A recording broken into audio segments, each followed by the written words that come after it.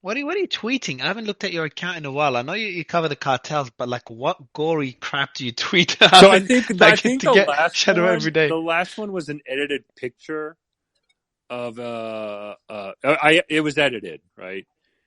But it showed a decapitated head on top of a cooler in Mexico that the cartels did. It was edited, so you don't see the gory part, but I think that's what got me shadow banned again. I'm like, oh, So are you one of those guys that would go back in the day on live leak every day in the morning when you wake up over a cup of coffee? the live leak now is called Telegram. So live leak is gone, isn't it? The website is suspended, yeah? Yeah, I think so. I've been using. Everybody uses like the most part is Telegram. Um, that's the main one, and then I do have like I do track them on social media like Instagram, Facebook. Like I have a lot of burner accounts.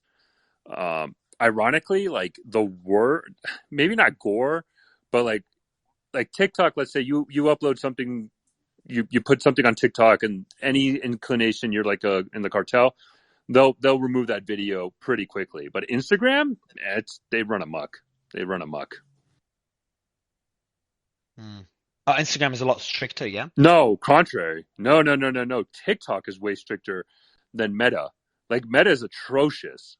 There's so many, and it. No, but Meta is still stricter. Is still stricter than Twitter, no? I no. Well, it depends. So, at least I would say the problem with Meta. So Twitter doesn't have groups, right? You can't do like a group, but a Meta, like Facebook, for example, there's actual groups of just like, yeah, they're all a bunch of like they'll send job recruitment ads on Facebook. Like you can find recruitment ads to join a cartel on Facebook easily. It's not that hard. You just have to know where to look. And Instagram, they'll post like them like actively known guys that I can confirm visually seen that are cartel members, and they're like, oh yeah, here's like 500 kilos of coke, no big deal, and they'll just upload it on Instagram like no biggie. And It's what got you crazy. to start? Why do you think they would allow that? Because I don't think they allow it. It's just very hard. I think censorship is really, we don't give them enough credit how difficult, because when they censor too much, they get shit. When they don't censor enough, they get shit. It's like they can never get it right. I think Meta, the problem is they don't have good algorithms for foreign languages, right? Twitter in the beginning, when I first started this, Mexican Twitter was just insane. I mean, it was insane, the content that people could post on Twitter. Like it was live leak. And I think Twitter caught up to it. And then now you start to see them like, okay, kind of cracking down. Instagram, Facebook, I would say the same. Like you can't post gory content, but let's say TikTok, the moment they suspect like anything cartel related, it's automatically removed. I'm just gonna let me get a couple more things done before starting this space up. By the way, Slyman, the flight logs for Jeffrey Epstein, were just released, so we'll probably start digging into those and do a thread on them. Oh yeah, for sure. That's going to be amazing. That's gonna be fun. There's more files being released on Epstein. I swear, if anyone, I avoid anything like Mexican drama type. When I say Mexican drama, I mean the Mexican TV shows. Moving away from cartels, like all these little dramatic things, I move away from these news. Epstein is exciting as fuck. Like the stuff I've been listening to and reading, man, this story is getting deeper and deeper. And I'm not talking about conspiracy stuff. I'm talking about things that, just pure facts being released and leaks coming out. Like, has anyone, for example, also, have you looked into how Epstein died or not? Can I tell you something, Mario, that will freak you out? I was at an event in the Hamptons. I've never actually said this in public, except the people that were with me. I was at an event at the Hamptons where Epstein, Trump, Sammy Sosa were together bidding on girls for Rainforest Charity. Hold on. Sorry, who was there together? Sosa, Sammy Epstein, Sosa, Epstein, and Trump. We're at an event in a place called Willsden Castle. It's like this guy who's like the son of a banking tycoon, They were having an event where they were like Sosa, bidding. the baseball guy. The baseball guy. Yeah. Yeah, the baseball player. All right. Okay. Well, anyway, it winded up being like the craziest 2 days of my life, where we winded up saving a girl from being auctioned off to some French guy, being chased by a madam who then was the daughter of like the top rabbi in New York. And I know this sounds like absolute craziness, but you've heard me on the space. I'm a very rational person. This actually happened to me in the craziest 2 days of my life. Why were you there? At the time, my mentor was the largest purchaser of Ferraris in New York, and Ferrari of Long Island was one of the sponsors of this rainforest charity, because what was going on outside was not what was going on inside. So I was invited to this party, and to get inside was $25K to where this was going on. The reason why I was invited in is because the PR manager, I think, took a liking to me. Although I am straight, he was very aggressive, and he's like, "Oh, come inside. Da, da, da. It's, you don't have to pay to come in." I go to Philly all the time, so I'm originally from Philly. It was just a very, very, very strange night. Cool, man. Well, and by the way, that doesn't mean they were all part of the bidding. Just to be yeah, of course. I'm not saying event. Yeah, I'm not saying he bid. I never saw Trump bid. I never saw Epstein bid. But those men were there while bidding was taking place. Just to be clear. Jesus, man. All right. Well, you should tell me more some of your stories. We could maybe bring them up in relevant spaces, because we're doing an Epstein space, and I had no idea you have the story. So it'd be good to discuss it there. All right, everyone. So we're gonna start doing daily spaces like this. We're planning to kick it off. Oh shit, 2,000 people already here. So we didn't plan this. So Mario, before you start though, so obviously this is the first space. Like, what's your thought process behind doing this? Because this is a bit different to your normal spaces, isn't it? Yeah. I don't know, man. I'm like, why not do a daily space? And my team's like, yeah, let's give it a shot. So I don't have much thinking goes on behind. Unlike you and Joa, you guys seem like you think everything through. I don't, man. I wake up, I decide something for no good reason, write it down, go back to sleep. So some things go to shit, some things work out. So my thought behind why I thought you did this was because you basically have seen that the mainstream media is basically unreliable and just follows a specific narrative, and you wanted to hold a space every day to provide people with a more of a holistic view of what the news was. Is that not the case? Yes, this is why. Yes, sounds much better than my answer.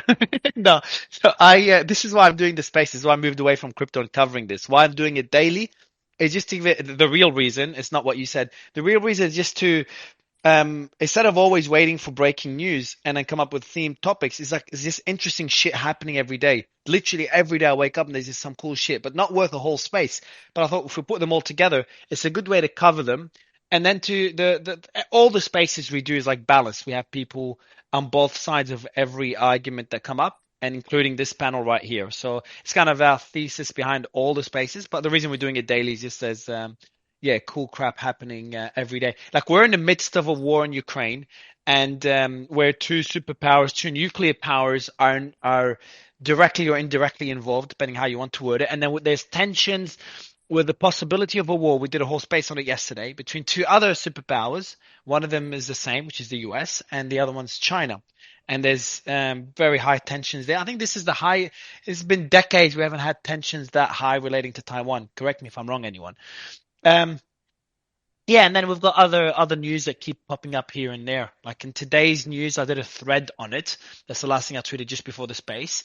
I'm not sure if a person wrote this thread or an AI. I didn't write it. But yeah, like just today, we're going to be covering escalations of the Ukraine war. We got China trying to lead the peace efforts in Ukraine, but then the US worried about China still supplying weapons to Russia. Not still, to start supplying weapons to Russia.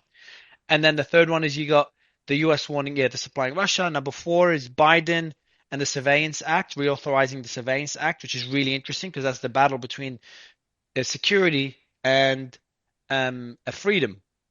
And then the fifth one is Tate is back in the news with the reports that potentially he may have cancer. And Slam, and you've covered this in depth, so you probably will talk a lot about this. And of course, there's no day without Elon doing something. And he had a few tweets related to AI. One of them being, I used to like crypto, now I like AI, or something along those lines.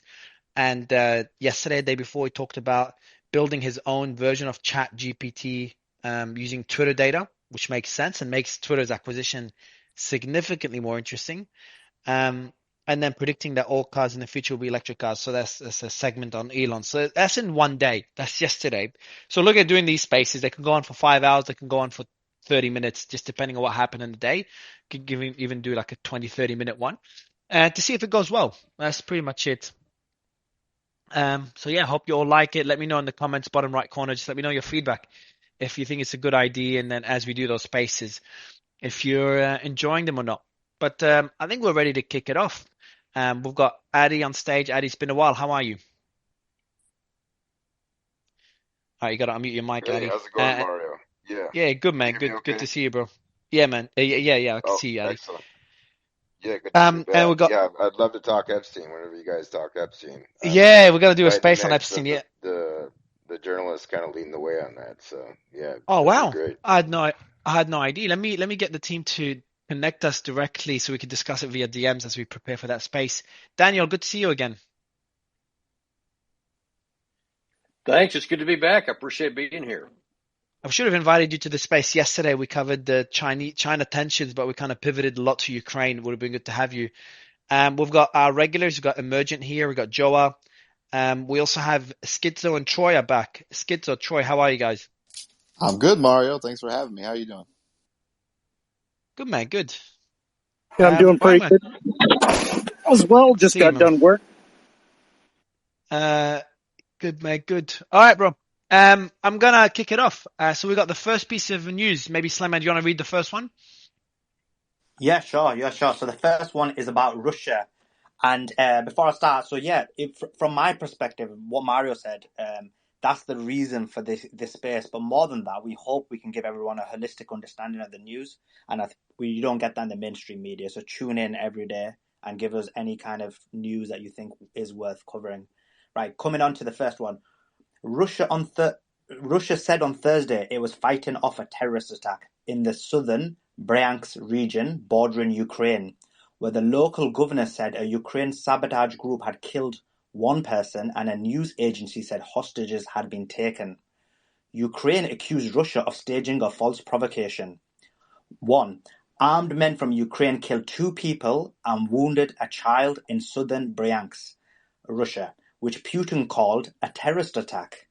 The armed men claimed to be Russian volunteers and called for an uprising. Putin vows to crush the Ukrainian sabotage group responsible for the attack, while Ukraine officials call all of this a story and a deliberate provocation. And the source of that story is Reuters. Yeah, so we've seen. What are your thoughts? Like maybe Slam, you can kick it off. And I know Troy, Schizo, and Daniel have a lot to say on this one. Or even All Source and Emerging probably have more to add. But like, does that seem like how can you tell if it's a false flag attack where you fake an attack to give a reason for something you've been planning to do? For example, fake an attack by Ukrainian soldiers within Russian territory to escalate the war in Ukraine. I'm just making up an example. Yeah, we know, isn't it, based on prior wars and prior conflicts, this is possible. So it's possible that this happened, and it's also possible that it was faked. So we know, for example, there's been previous conflicts where there was claims of, for example, chemical attacks, or even recently in this case where the warhead went to Poland, and then the initial claim was that it was Russia, and then afterwards you found out it was Ukraine. Now that wasn't a false flag, and then there's been previous false flags in prior wars. So for this, it's possible it could be a false flag, or it could actually be because these things happen in war. Yeah, jump in, All Source and Schizo. Yeah, so I'll go first, and then I'll pass it to Intel. So I know this is a thing that a lot of people have been tracking in the groups that we're at. So just, from the false flags, yes. So Mario, for example, a perfect example of the kind of the things that we've historically seen that have been false flag operations was right before Russia invaded Ukraine. There was a lot of videos coming out of Ukraine launching, quote unquote, Ukraine launching attacks into Russia, crossing the international border. A lot of those videos that then they killed them and captured him and showed it, and blatantly obvious, this was a false flag. Those were false flags, and this was over a year ago. However, I think this one, if you talk, especially, I think OSINT Defender also tweeted about this, and I'll defer to Intel later. This does not appear to be one. I mean, the guy who did it is very public. He's part of the Russian volunteer corps that fights on behalf of Ukraine. He's well documented, neo-Nazi, far-right ideology, has been fighting on behalf of Ukraine against Russia. And, he's kind of one of those far fringe figures that really, although has very present in, let's say, Telegram, hasn't really done much. And it does look like that he legitimately crossed into the border and conducted this operation against Russia, right? Which then begs the question, how did he do it?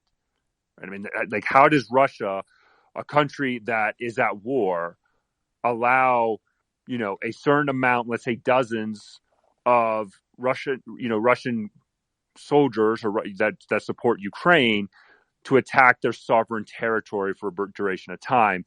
I think Intel would back me up on this, and a lot of the accounts that track Ukraine, OSINT community, they do not believe this was a false flag operation. They do believe that this was an attack. The question then goes back to, okay, was this, did the Ukrainian government support it? Was this more of a lone wolf? Kind of, he took this decision on his own. I think those are kind of unknowns, but I would not call this a false flag. And Daniel, do you think that they could use this as an excuse to escalate the war, or is it just a small event and you should look too deep into it? Yeah, I think it's in the small event category. It was a very small operation, and who knows if that was even the target. I don't know why they would, make this effort to go and kill some civilians. Maybe they were actually heading somewhere else, but got caught and then panicked and ended up shooting it out with some of these people. But the reality is, though, it's not a big issue. It's something that's been dealt with, and plus, all further augmenting against a false flag issue on the Russian side. They don't gain anything from this, and at least so far, they're not talking about escalating. Though there has been quite a number of people on the far right in Russia that are demanding some sort of retaliation against Ukraine for their, quote, terrorist activities. So we'll be interested to see what kind of retaliation is, because it will be hard for Putin to not do anything in response. Daniel, you said it's been dealt with. How has it been dealt with? Well, they drove at least what the Russian media reported was that they drove the assailants back on the other side of the border and then hit them with devastating field artillery. So apparently they drove them out and then, at least allegedly, shot them up. I don't have any independent confirmation of that, but that's how they claim that they pushed them out right away. Thank you. Yeah, so like All Source was saying, it looks like this incident wasn't a false flag. So the video, there's two of them there's three different people. They're just holding the flag and they're standing in front of a building. That video was geolocated in the town of Bryansk. And these individuals are loosely affiliated with the TDF. And like All Source was saying, the question becomes, was this authorized? According to them, they say that they did get authorization by the Ukrainian government, and the Ukrainian government says this is an internal Russian issue and we have no involvement with it. And then the only thing that seems false flaggy about this is the response. So the FSB published a video claiming that they killed some insurgents and they had two vehicles, and the whole thing was just wacky. The FSB have a history of doing weird videos saying that they captured people. Like last year, they had the famous incident with the raid where they alleged that they arrested a Ukrainian saboteur. And they're like, oh, look, see, he's the saboteur. Look at those 3 copies of The Sims. Emergent? I just want to say I think I'm mostly in agreement with All Souls and Intel, but I think I would just add maybe one of the criteria you can use to distinguish is what really is the incentive? Which side had something to gain from perpetrating this? Because it does fall in the category of pretty typical things that we see nation states doing during time of war, sabotage and whatnot. I'd be curious to see. I mean, one of the examples that I would point to would be the Kerch Bridge incident, where the Ukrainians basically, sabotaged one lane of the Kerch Bridge, and then subsequently is that the bridge? Is that the bridge in Crimea? Correct. And then basically subsequently claimed credit for it in a tweet. So I would be curious to see if they do that again here. But otherwise, yeah, I would just say look at the specifics, the specific intel of the parties involved. And again, if there's video evidence, I haven't looked at that yet, but I'd be curious to see what there is behind that. But I'm pretty much in agreement with the other panelists. So I'll add another piece of news relating to the war as well. An explosion was heard in the suburbs of Kolomna, a city over 100 kilometers from Moscow. The explosion is suspected to have been caused by a drone, but there is no confirmation yet, as no fragments have been found. Law enforcement and emergency officers are investigating the incident, and witnesses reported hearing a loud whiz before the blast. Wasn't this blast also potentially linked to a Russian airplane, just the breaking the sound barrier? Has anyone looked into this? So, Troy, go ahead, also.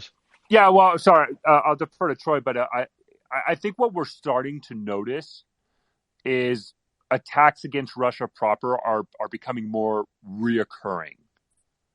And I think that this raid that we saw in Russia kind of ties into that. And I think from the Ukrainians' perspective, because it makes sense, right? Hey, you're hitting all our country. Hey, we can hit you back, right? We want to ensure that you understand that the longer this war drags out... But didn't Russia say that if there's attacks on their territory, that will be reason to potentially escalate the war and use nuclear weapons? They'd have to be getting their ass kicked. What I've said could be... that's the thing. And no, because this has been... So it's more reoccurring, but it's happened in the past, right? And they're not going to just launch nukes to launch nukes because they want to launch nukes. And I think this issue of escalation, right? I think Russia doesn't need a justification to escalate any further, or even more than they are right now. They don't need an excuse or a reasoning to do a second mobilization. Like the first mobilization happened because of military facts on the ground, not because of the Kharkiv counteroffensive, where Ukraine sees significant territory. The Russians realize we need more people. If not, we're going to lose this war. So I think what's going to dictate things on the ground is military facts. What I think the Ukrainians are doing is this is more psychological, more strategic, more propaganda. Militarily is not that significant. If anything, is insignificant, but it does provide the propaganda value for Ukrainians to tell the Russians, you're in this war too. The longer this drags out, the more your country is also going to be a threat, just like ourselves, and that's natural in war. But I think Troy can probably provide more on that. Yeah, what I was going to say about when Mario was talking about the nuclear doctrine, that's if there's an incursion into Russian territory, and you have to be at the gates essentially. That's their fail-safe, and they say they're justified by defending their homeland. We've seen a couple of strikes over the border, from eastern Ukraine into Russia on infrastructure, and we don't know the order of battle. Between like All Source was saying, there might be an agreement or an understanding in place where Ukraine is saying we're not going to tolerate unfettered strikes on our territory. If you have depots and logistics on your side, it's fair game. And I think the U.S. I'm not exactly certain, but I believe they have at least given a tacit approval to, if it's not weapons we're supplying you with, if it's your weapons, we're not going to tell you what to do. It's your war. So although there is a restriction for our munitions going on offensive into Russia, there isn't.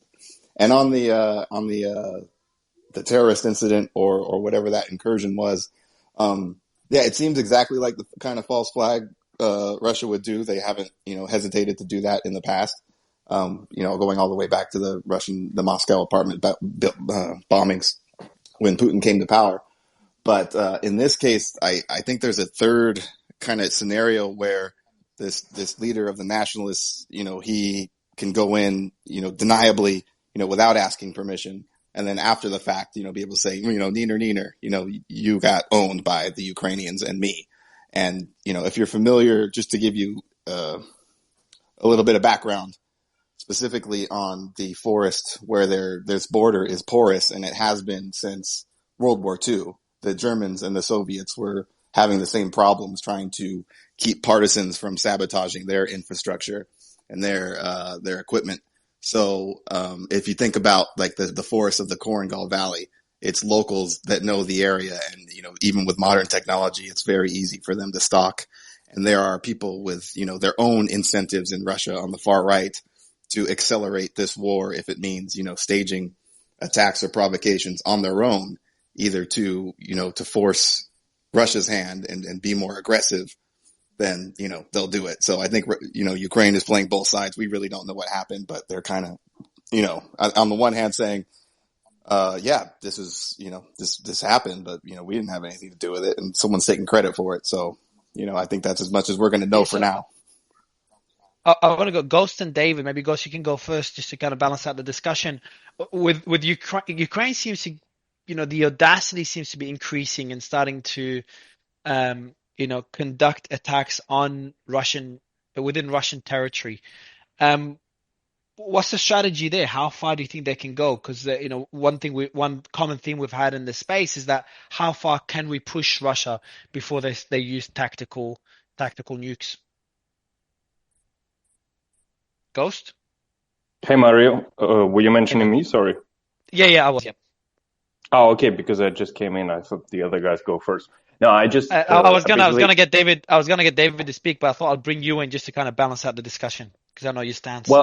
Well, maybe it's good because I have some additional context regarding the situation in Bryansk, because I came over the Twitter profile, which is not very active. They have been very active, but they haven't got many responses. But they also use the logo which was on the flag that the guys held in those videos, and basically they outline their whole plan. And as it seems to me, the plan was to occupy a certain territory, have their own basically checkpoints, and they even published some passwords that should be given to pass through, basically. And then later on the 2nd March said, okay, these aren't viable anymore. So I think the plan was way more extensive than was put in reality. And that's. Are we talking about the attack in the Bryansk region? Exactly. But that's just a small attack, wasn't it? How many men was it? Because they just killed 2 people and wounded a child. That's it. It just doesn't seem like them taking territory and putting out a border and requesting passports. Yeah. But I mean, I can put the. How many men was it? I don't know. How many men was it? Officially, it's speculated from 50 to 70, but it's Russian information. It's in a way controlled. Hold on. I didn't know it was that many, but 50 to 70 people, and the only damage they could cause was killing 2 people. This sounds odd. Well, I that's think what we know of. So just to clarify, what you're trying to say is it was a much larger operation that essentially failed, and so therefore it looks a lot more smaller. Is that right? Exactly, yeah. Because they claim themselves to be a military administration of Western regions. So basically, and they outline it here in Russian, that they wanted to basically liberate, in quotes, the territory. And yeah, that's what I think the plan was. Joa, you put before we go to David, Joa, I saw you put your thumb down. Maybe quickly comment, just keep it brief because I want to move on to the next news story, and then we'll get David's thoughts as well. This isn't the first time an explosion happened in that region. It happened in December as well.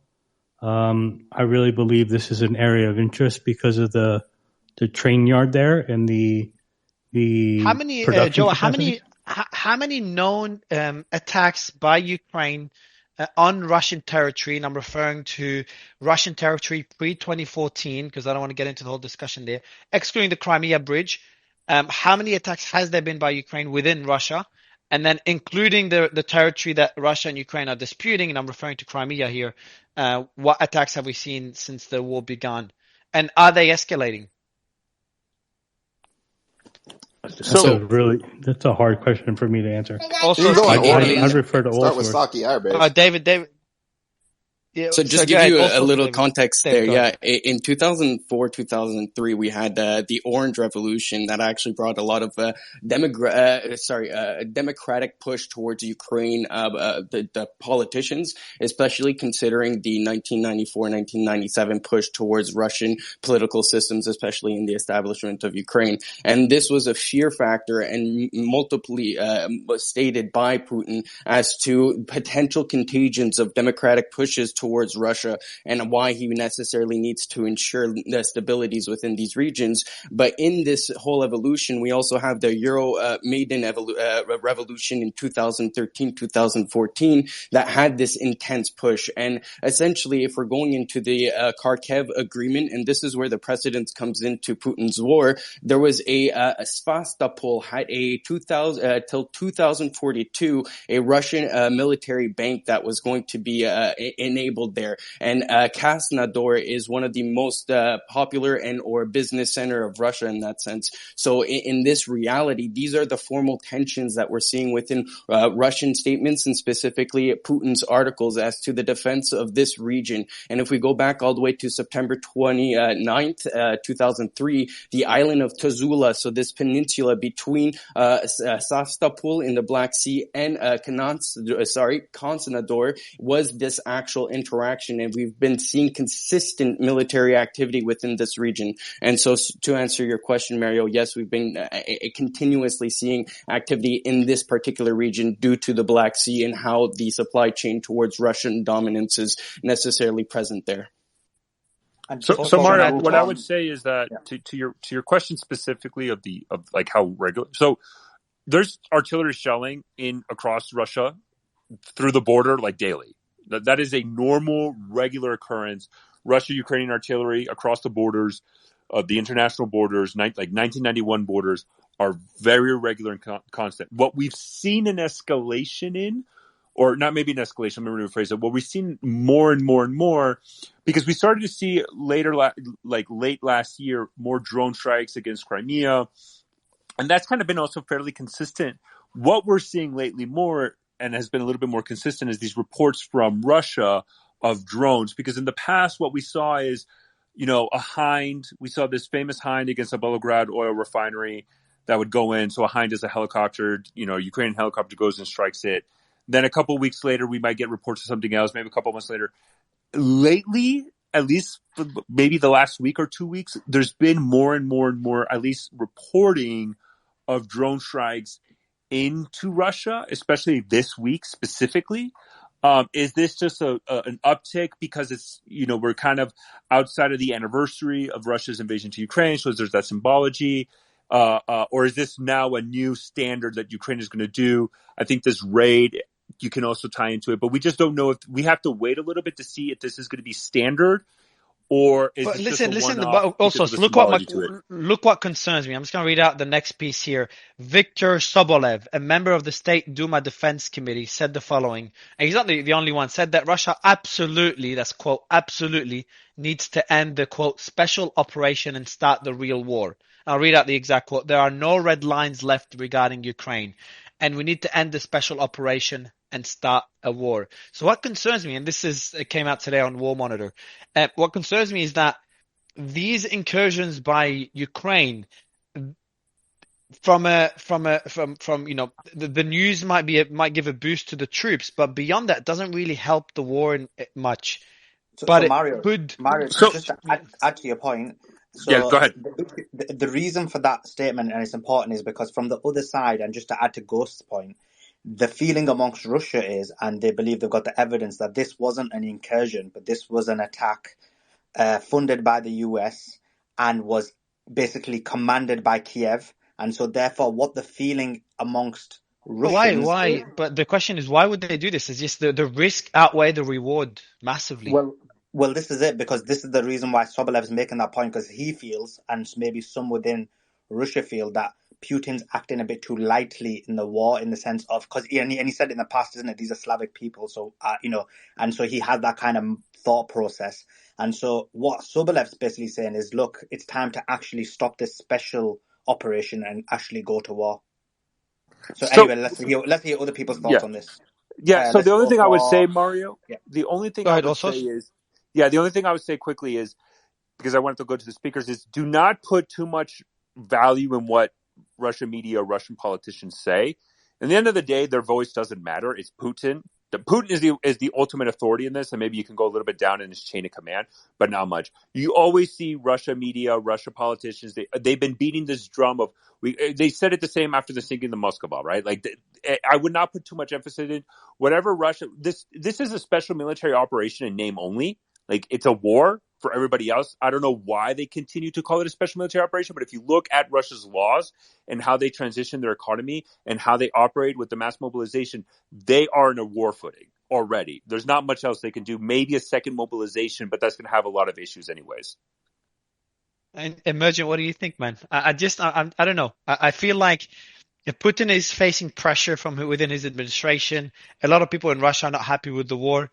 Surprisingly, though, I read somewhere that despite conscription, Russians are starting to rally more in support of the war instead of going further against the war. And I think that's the nationalism kicking in.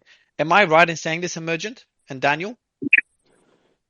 The sources I've been following, I'd say that's generally true. I wanted to weigh in here with, I wonder if, assuming a Ukraine responsibility here, I wonder if the motive could be along the lines of putting Russia on a footing of maybe being more defensive in their thinking, or having to occupy time, resources, attention, worrying about more attacks of this kind, maybe more of a psychological objective than an infrastructure objective. That would fit, and that would make sense as an incentive for them to do it. But again, just based on what you said, I've got a question. So do you think that then failed because apparently if you look at the number of people who were impacted, it was minimal. So do you think even if that was their objective, they failed? If so, then yes, I would say they did. And if it ultimately rallies Russians to support it, then yes. So it could be that type of operation. And if so, probably ill-conceived and or unsuccessful.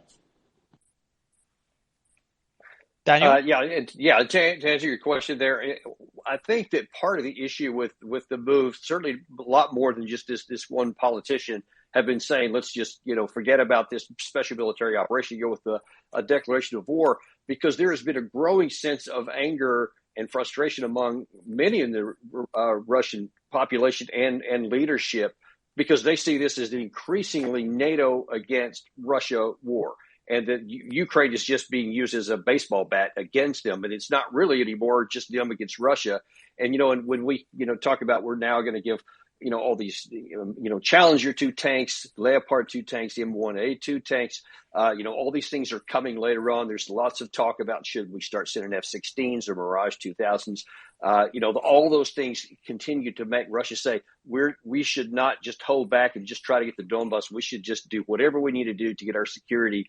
And so a lot of the talk is in that. And that's why, people are saying this more out loud. And I agree with the other speaker there a second ago that what matters is what Putin's going to do. And he's been very, pretty clear from the beginning. He's going to use exactly as much force as he thinks he needs and not going to go beyond that for reasons, known up to him. But I think it's important to understand that this is a growing issue in Russia, as they genuinely do feel. It's not just that it's a media selling a story to the people, but they actually believe, and they see a lot of tangible evidence that this is NATO against Russia, and they have, something close to an existential fight that needs to be won.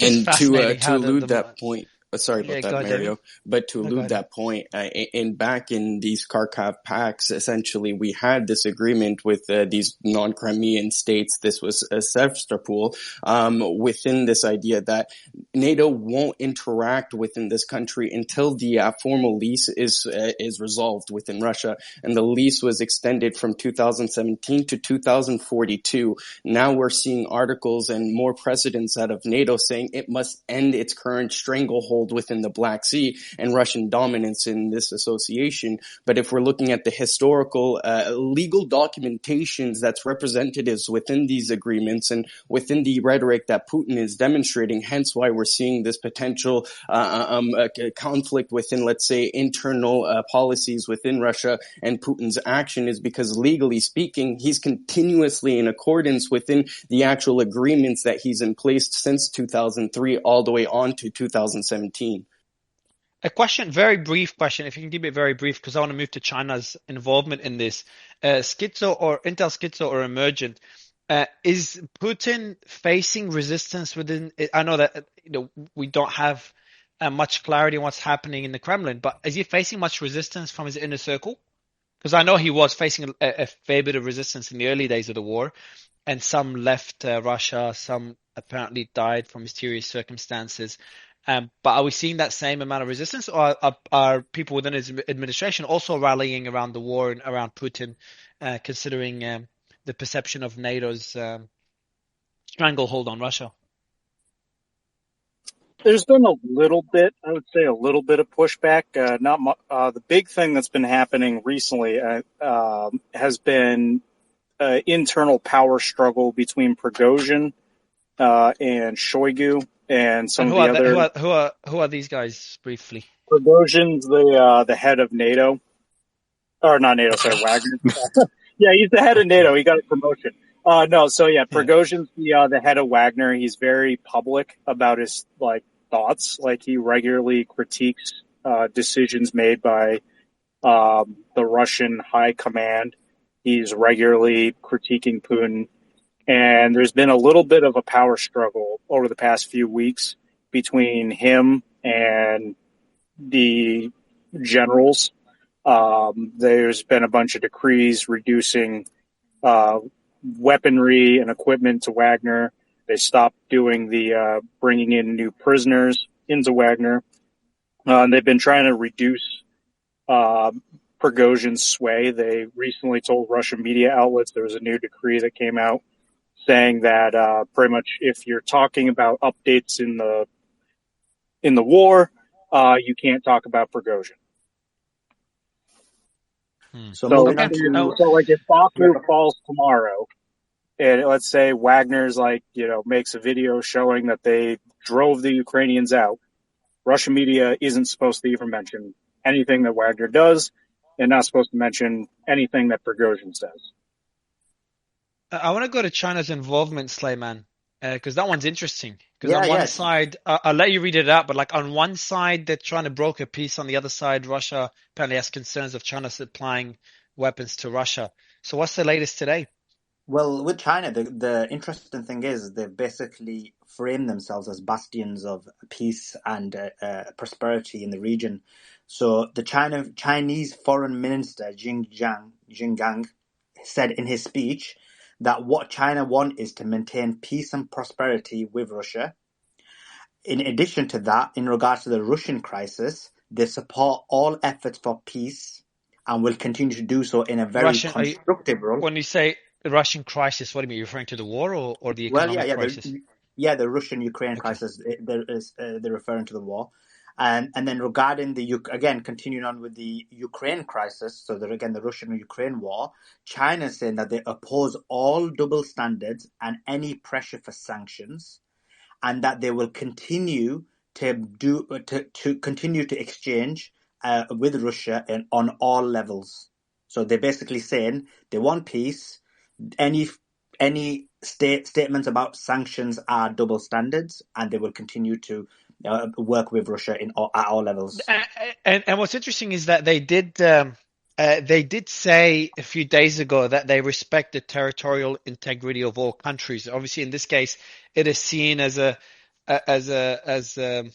way to support Ukraine's position, but at the same time, they keep pushing back against, and they also show understanding of Russia's position and NATO's expansion. They've talked about this on a regular basis. But are they genuinely trying to broker peace also, or is it just trying to show them, trying to increase their, or more of a PR campaign, PR stunt? I think for now I would call it a little bit more of a PR, and I think this is a way that they can quote unquote try to pivot from the balloon issue, right, and try to reassert themselves internationally to show a soft side. But I think it's a little bit more PR, where I would give more credibility to China is if we start seeing not only Chinese officials meeting with Russia, which is more recurrent, but specifically with Ukrainian officials, you start But seeing. they did that, no?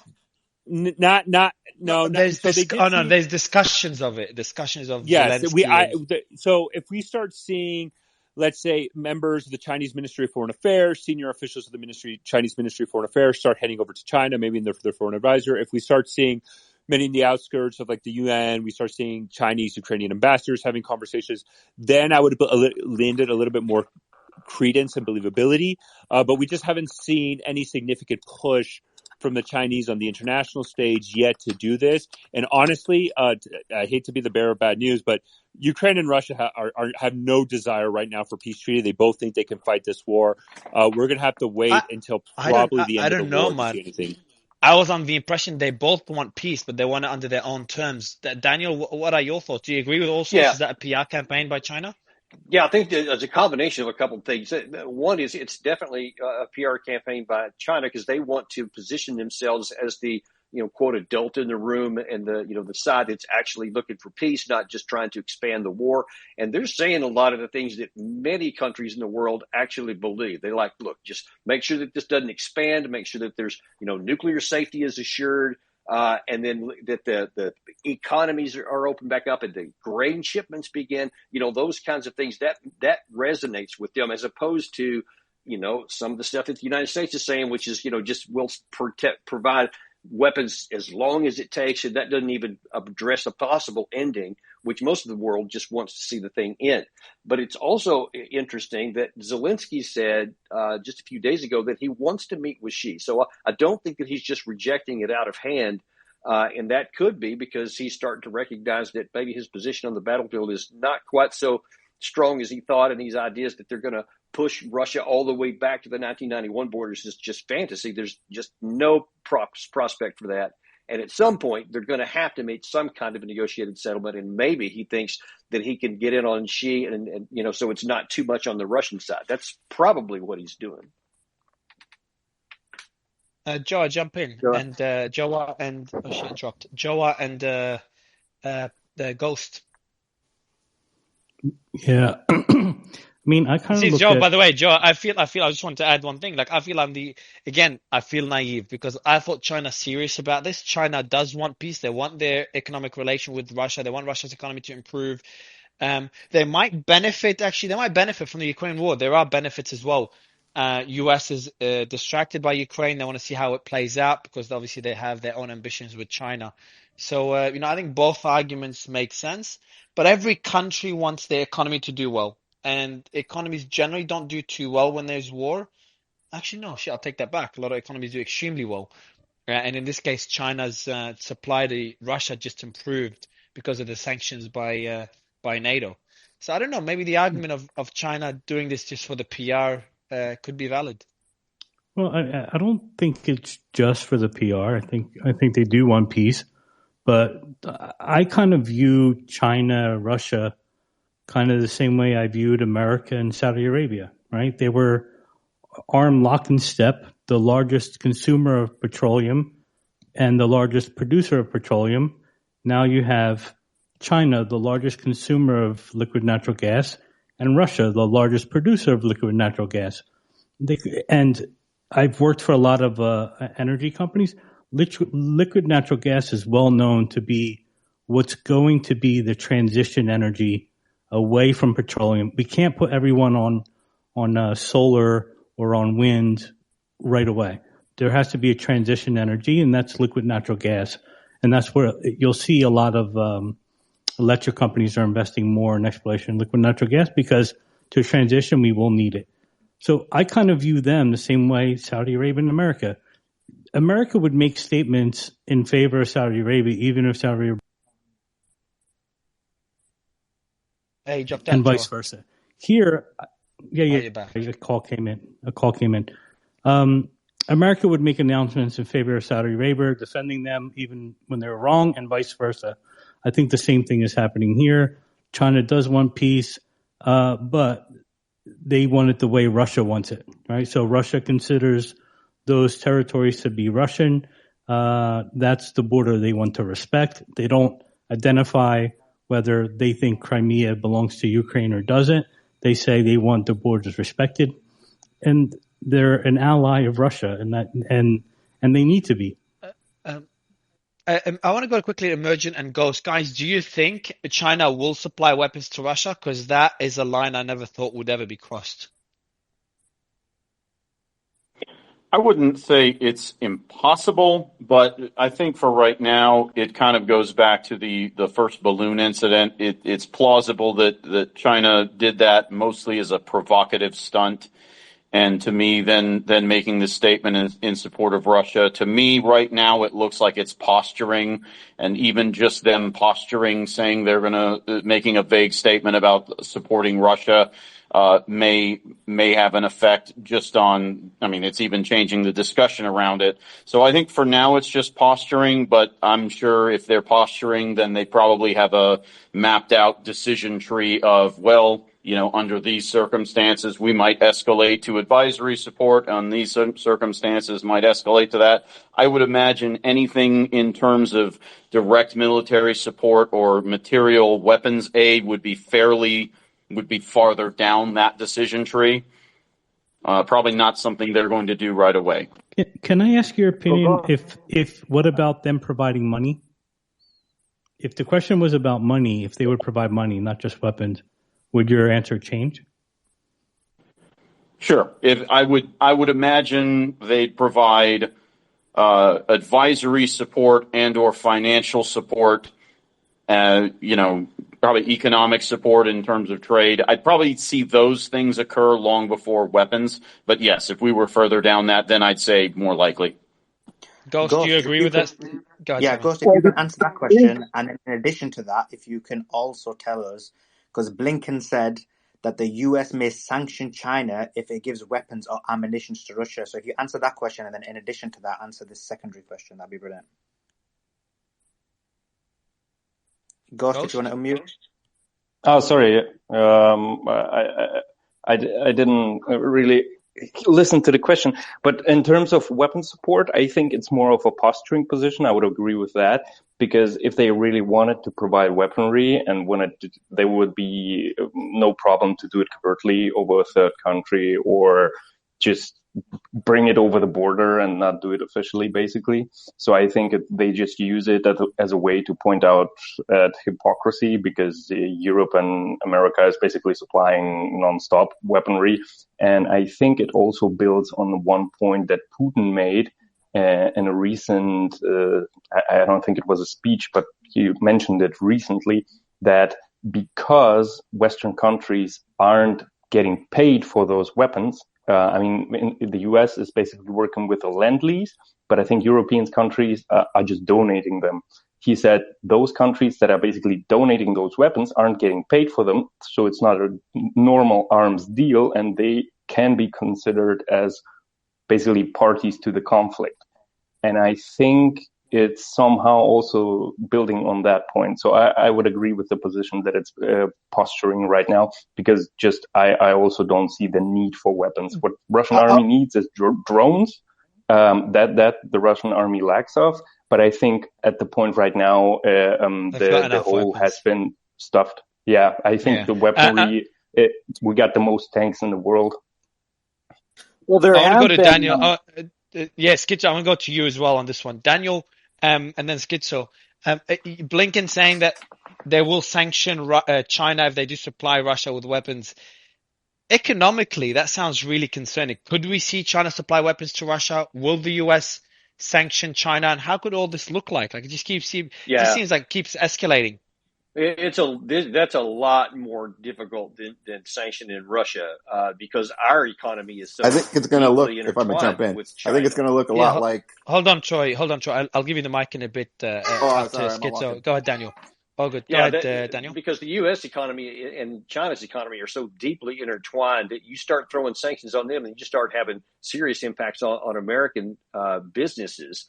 And then, of course, on American consumers, and that stuff can have rebound effects that are not very appealing to voters in the United States. And so I think that they had to be much more careful about doing that. And, of course, that has, double-edged sword there for China as well. So I think that it would be a big issue for them to do that, at least openly.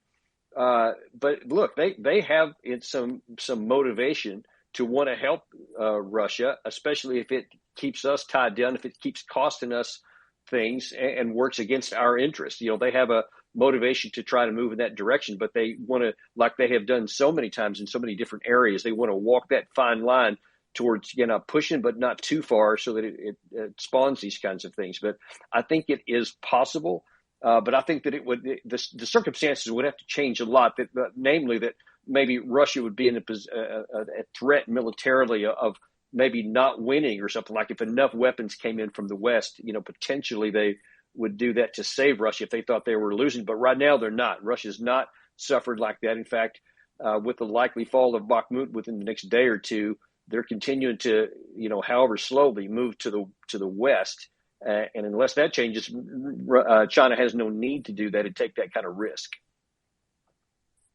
Daniel, do you agree?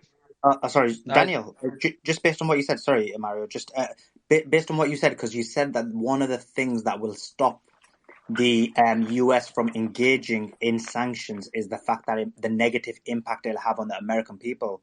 But then they've not considered that when it comes to the Ukraine and Russia war, where working class Americans are struggling significantly. So is it the case that it's much worse? Is that why? Or yeah, because what the problems and the rebound effects we've been suffering from the Russian sanctions are a lot more opaque and not direct. But because there's in our total trade with Russia was comparatively quite small in relation to how big it is with with China. So the impact would be a lot more direct, and I think that's the big difference. Yeah, can I quickly jump in? What about Europe? Could because I think if sanctions will be discussed, that Europe might be pushed towards sanctions first. How would that impact Europe? Sanctioning China, I would be surprised if Europe doesn't sanction China, because Europe is. They want the war to end just as much as the US, and I don't think they're supplying weaponry to Ukraine as well. So I'm not sure what you think, Daniel, on that question, but would Europe participate in the sanctions on China? I mean, just looking at the history, they probably would, because we would try to coerce them. We don't want to do it by ourselves. And, China has been courting Europe, to get more business, and, just in the last few days, in fact. And so they don't want that to happen, and they want to give Europe every incentive not to want to put sanctions on there. So that would be a pressure. And I doubt that Europe would want to put sanctions on China, because they want to do business as well. And I think they hope it doesn't come to that, I would bet. Schizo, what are your thoughts on this before we move on to the next story? Yeah, so one of this kind of flew under the radar till earlier this week, but the sanctions package that was announced on January 23rd, one of the entities that was listed on that sanctions list was a company called Space T. That's the English name. It's a Chinese satellite company. And this company, according to the Department of the Treasury, the reason they put it on the sanctions list was for providing, along with its subsidiary Space T Luxembourg, was for providing SAR imagery to Wagner, and apparently has been routinely been requested by Wagner to get satellite imagery of Ukraine and then using that in their combat operations. And in this sanctions package by the Treasury on the 23rd, they specifically called out this company, which has ties to the Chinese Academy of the Sciences, which is you got a bit of background. Schizo, you got some background noise, man. I'm not sure. Yeah, collecting sap for maple syrup. Yeah, this company is linked with the Chinese Academy of the Sciences, which is the same agency that does the balloon research and is affiliated with the Chinese Army. All right, man. I'm going to go to the next story, if you don't mind, Slayman. We've got so we're going to move away from Ukraine here. Mario, do you mind if I ask just one question to Daniel, considering his statements? It's just related to, I was just curious what sanctions would impact based off of our unreflexive and unsophisticated foreign policy currently established within, let's say, economic sanctions on Russia. And then equally, like when we're looking at the arms trade that was established in 92 by China, we know that they've been formulating formerly supplying, let's say, Iran, Sudan, Myanmar, Nepal, and all of these other formerly, let's say, conflicting governments, right? And essentially the U.S. has been noting this as a problem for a long time. And before you answer that, Daniel, David, I want to ask you a question after Daniel.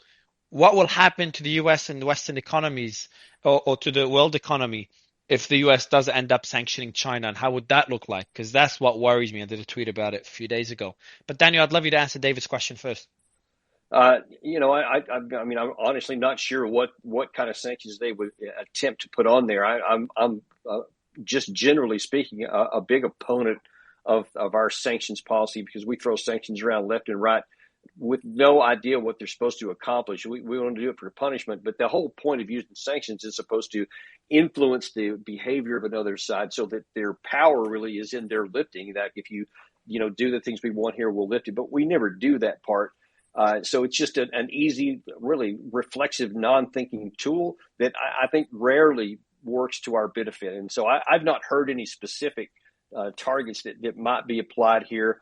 But, especially if you're talking about weapons. But Daniel, do they even work anymore? Like we saw the sanctions in Russia did not have the impact that people expected. Europe wasn't impacted as much as people expected. No, that's why, that like the sanctions and the threat of these, unprecedented sanctions is going to stop Russia from invading. Of course, it didn't have any impact because they're going to operate in their national interest. It had no impact, has had no impact in Iran for what, decades probably.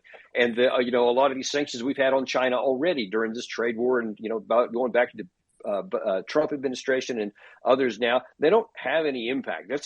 I wouldn't say. Would you agree that it has little, not as much impact as the US would like? Not no impact at all, because the US is the US economy is contracting. Well, let me there's long-term effect. Let me rephrase that. Not that there's no impact, but that there's no positive result. It doesn't accomplish what you want it to. It does have an impact, and that's the negative part of it that I don't like, because it ends up like this stuff. A lot of this stuff, both with Europe and the United States against Russia, all these sanctions we've had over the last year have probably hurt our side more than the Russian side. And that's exactly it. And when we're looking at historical precedents, and I'll keep it really synthesized in that sense, historically, sanctions have had the reverse impact economically speaking, especially when we're bringing in Iran and this current situation within Russia. It brought in capital controls, and already 70% of their economic supply chain had been reduced and externalized outside of European and or sanction imposed type countries. And this is where it becomes conflicting, because if we go into sanctioning the Chinese supply chain, one, as Daniel has alluded to, it's going to dramatically impact our abilities to export our, let's say, tasks and or real economic needs within, let's say, mineral needs and or other forms of development needs. So let's say Apple and Tesla will no longer be able to produce as easily as they are. And then, long story short, they are already alluding to closing their economies within 2016 rhetoric, within military arguments in Chinese ideas. And so by this, it would just expedite their external closing of their economy, because they allude to the Japanese closing of their economies back in the 18th century, and they want to build their economies to sustain this level of exclusion within worldwide economy. And this is just me paraphrasing specific wording that G is now using. And so it would expedite this type of maneuver, and we would just see increased geopolitical tensions and economic tensions. Thanks for that, David. Just so changing direction slightly, Biden has said that he's finally going to visit East Palestine, but hasn't said when. So this is a question to you, Aaron. Is it too little, too late, or is it? And does this look bad for optics, or is it fine? And he's sent other people in before, and now he is going in himself. What do you think? Yeah, Aaron, I want to add on to the question as well, Aaron. First, can you hear us? Aaron, you near your mic? Yeah, I can hear you. Yeah, are what are your thoughts? Yeah, no, to you, Aaron, to you, Ben. Cool. A long time. Yeah. So regarding Biden visiting East Palestine, I just don't understand, why is it so important that he visits it? Okay, we can attack him for not visiting it, but that doesn't change anything on the ground. I think other things are needed for the cleanup there. Rather than just Biden visiting East Palestine. I think when people were criticizing him for that, he was in Ukraine, which obviously symbolically had a lot more impact. Well, I agree. I think him visiting now would be too little, too late.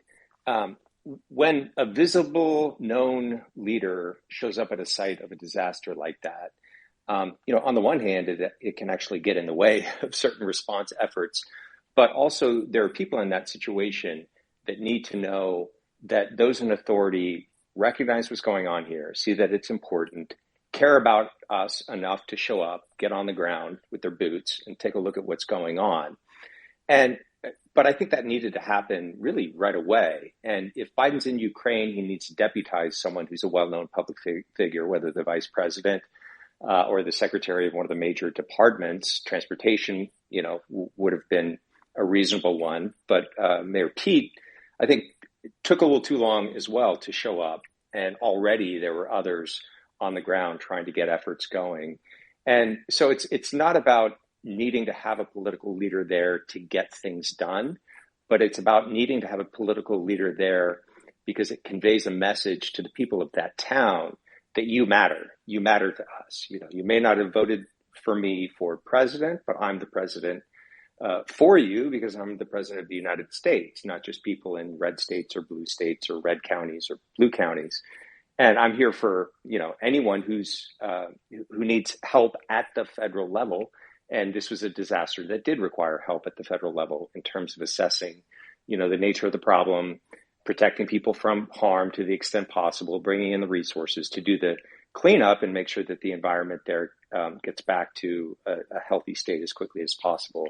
So, I'm on the one hand, I suppose I'm glad that the president is paying attention to that town now.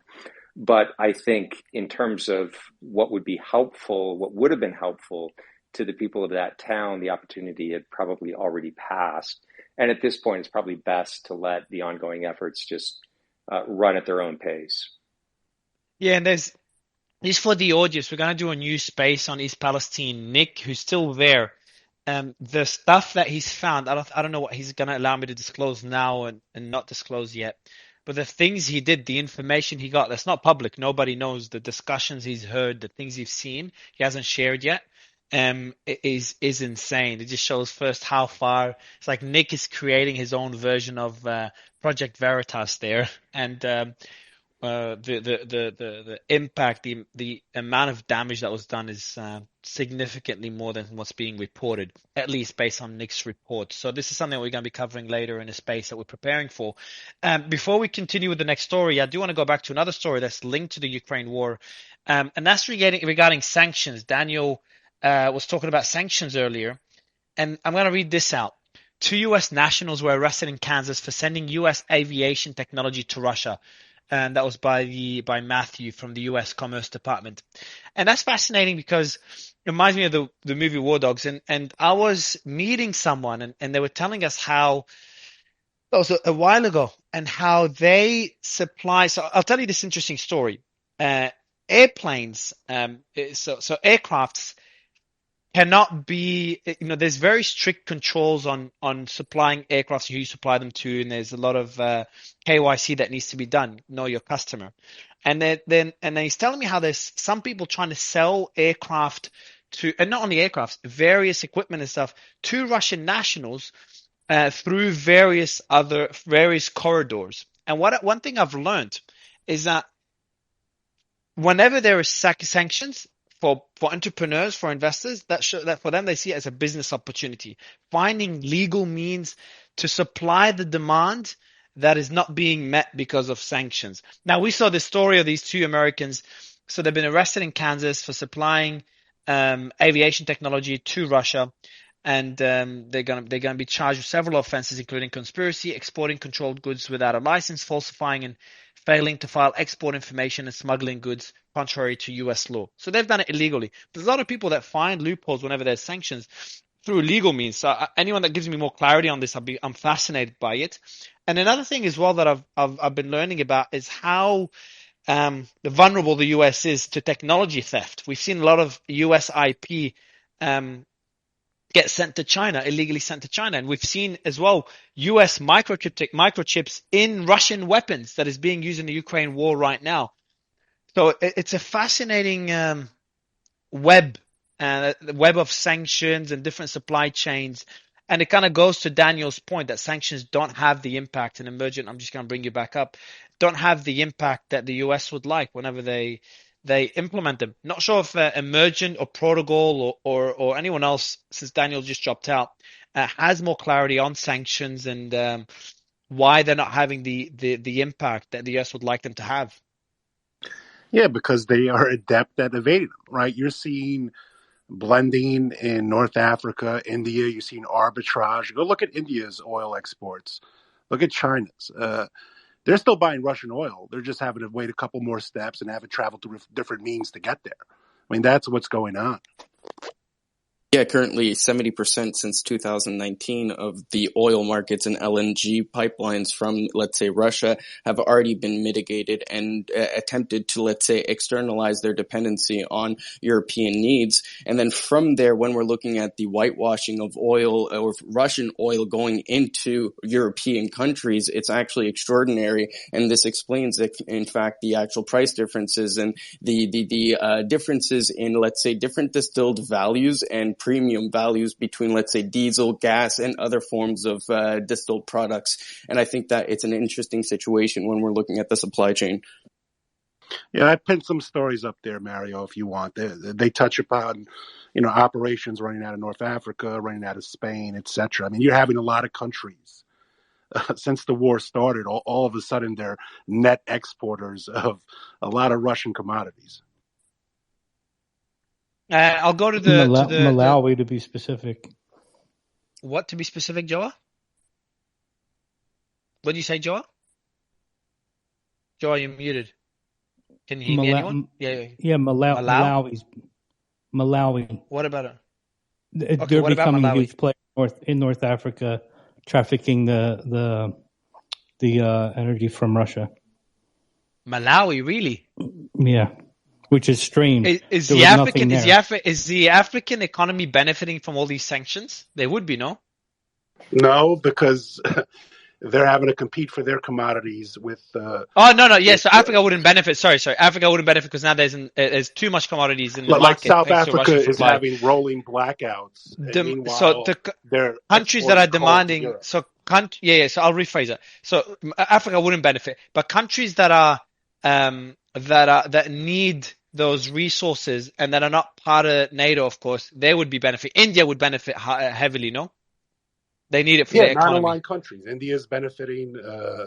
You're seeing North Africa pockets. Yeah, they can benefit. I mean, listen, Yellen told India, and I can pin the story up there. She said, listen, you can buy as much Russian energy as you want. Just don't use U.S. dollars and don't use Western insurance. And they've moved the trade at a dollar-denominated trade, and they. But why? Hold on. Why is Yellen okay with this? Yeah, I have no idea. I mean, that's why I look at our foreign policy. I'll put it up there. But yeah, I have no idea. So that's public. That was it's public information. It's a fact. Yeah. It's not like someone heard Yellen say this behind the scenes. No. She said it outright. Yeah, it's a fact. Yeah. Okay, that's unexpected. I'll go to the next story. I'm moving away from completely moving away from Ukraine. There's an earthquake in not worth talking about in Vanuatu, but not worth talking about because I don't think there's many deaths there. But since Turkey, whenever there's an earthquake, people are discussing it. There's a lot of damage, so our thoughts are with people in Vanuatu. I want to talk about, before Elon Musk, I want to talk about Section 702 by Biden. Slayman, can you tell us more about this? Yeah, I think it's major news and it's kind of been not talked about enough. But basically, Biden wants to extend the full electronic surveillance, and it says of foreigners outside the United States, which is basically the basis of the policy. But what we know is, from reputable journalists such as Glenn Greenwald, this surveillance has been used against Americans. And so it's been, tracking their calls and so on and so forth. So the fact that this is being extended is, again, another example of Americans being surveilled and also losing their freedom and liberty. So that's the story. So I guess let's talk about some thoughts about it. So So can anyone? I want to play devil's advocate first, or not devil's advocate, because it's a good argument. So not sure if All Source or Aaron could give us some of the why is such surveillance needed? What are the benefits of what many of us consider an infringement on our freedom?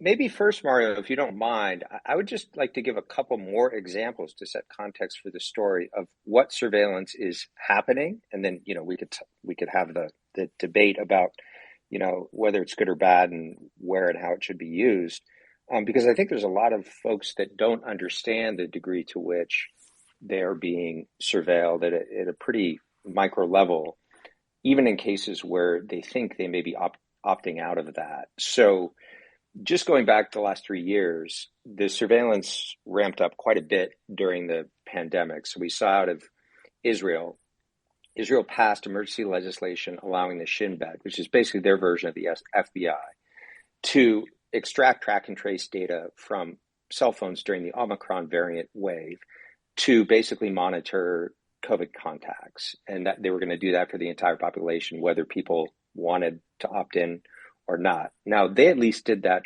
publicly. It was passed legislatively, from elected officials who could be voted out of office. We found out a few months after that Canada had been doing the same thing, but without notifying, informing, or gaining consent from the population, even though Justin Trudeau earlier in the pandemic had promised the Canadian people they wouldn't do that.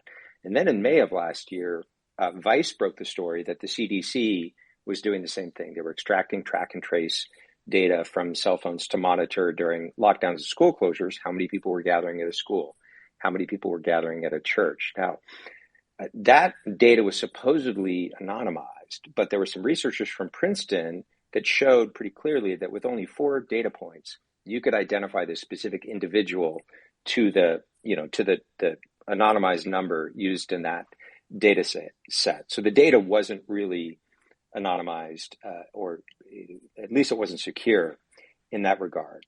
And the CDC also admitted, as did the Canadian Public Health Agency, that they were going to continue this program even after the pandemic. They were going to apply it for other public health purposes. And the examples they gave, it was a pretty expansive notion of public health, and what public health agencies should be responsible for.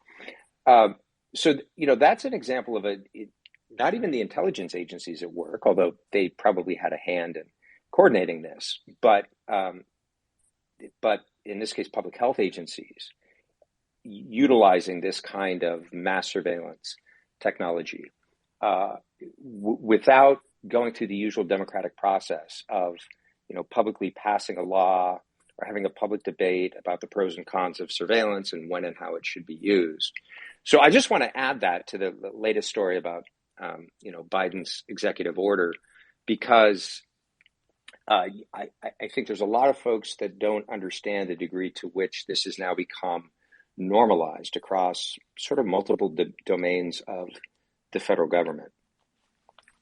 Thank you for that, Aaron. Yeah, I think that's eloquently put. And just to add to what Aaron said, that surveillance that he's given an example of happening since COVID, when it comes to the United States, it has been happening since 2005. So, for example, when Bush and Cheney authorized the NSA to spy on the international calls of Americans without a warrant, and then what they did was retroactively try and backdate that law to basically allow or legalize the spying that was happening. So this is very big. It's very huge, and it adds to this kind of like big brother society that we're in. So, all sorts. What do you think? I mean, it's much worse than that. I mean, the whole act needs to go. I mean, these are secret courts where you don't even get to defend yourself, and they get warrants out on the person. And this was weaponized against a candidate for a major presidential party and the president of the United States. The FISA warrants, false evidence was given to the courts. They approved multiple warrants based on a lie, based on altered emails, based on exclusion of evidence in regards to a political party and foreign intelligence operatives in the Russiagate hoax. This is what the court was using. It divided the entire United States, and that's because it was allowed to be done in secrecy. And this is a big problem in regards to also, warrantless collection of American data. How loosely they define terrorists now. Anybody who's in the center you've joined us now on the right. You're basically domestic terrorists. I mean, this is going to be weaponized against you. It already has. They don't even have the authority, and they've done it. Yeah, just for our audience too, if you're not aware of FISA or the FISA courts, so FISA is the Foreign Intelligence Service Act, and basically what happened was the intelligence agencies said, if we need a warrant to basically spy on someone or gain access to otherwise secured data in order to track or monitor someone's movements or whatever, we don't want to go through the regular courts because then our cover will be blown. And so the federal government created these literally secret courts. I believe it's a federal judge. It may even be a Supreme Court judge that oversees the whole FISA court system. But in practice, they become a kind of rubber stamp operation. First of all, because they're not public, there's no oversight or scrutiny. And the other thing that happens is the intelligence agencies basically hold it over the judge's head that if you don't allow us to do this, and some building gets blown up, that blood is going to be on your head. So it's always, if you want arguments in favor of surveillance, they always sort of move along. But the regular system works, right? The regular system's good enough. Even when you look at the Department of Homeland Security before it was created, both the FBI, CIA, and other intelligence agencies had information regarding the plot of the terrorists. The problem is there was no cross-channel communication between the agencies, and they were allowed to basically slip through the cracks. You just have to enforce the laws on the books or curtail them. But the invention of these new apparatuses that have never existed before and take into account no constitutional safeguards or no American jurisprudence. I mean, I think we need less black sites in the former Yugoslavia and on floating. Prodigal, I've got a question for you and Aaron on this point, and then I want to get all sorts of thoughts. What can they? I was asking my team, what can they access? Like, how on my phone right now? What would they have access to if I was in the US? So everything, emails, your entire phone, any contacts. Let's break it down one by one. Yeah, I'm really curious. This is fascinating. They can have access, obviously, to your location, to the people that are around you, like within. Even if Aaron, just on the location, I want to go a bit deep and granular. So location, if I turn off my location on my phone, could they still access my location? Yes, absolutely. Your phone is still extracting and tracking data even when it's fully turned off. I have a friend who basically, had an expert hack his iPhone and make it unsurveillable, at least insofar as that can be done. And basically, what he said after that is the battery on my iPhone. And he's a busy CEO. He said the battery on my iPhone now lasts about 7 or 8 days with continuous busy use. Most of the drain on the battery, most of the energy that the phone is consuming, it's using when you're not even using the phone, right? You notice your battery kind of drains even when you're not using the phone if you don't plug it in for a few days. The phone is very active, and it's very active even when you fully power it down. And so, yes, they can extract location data.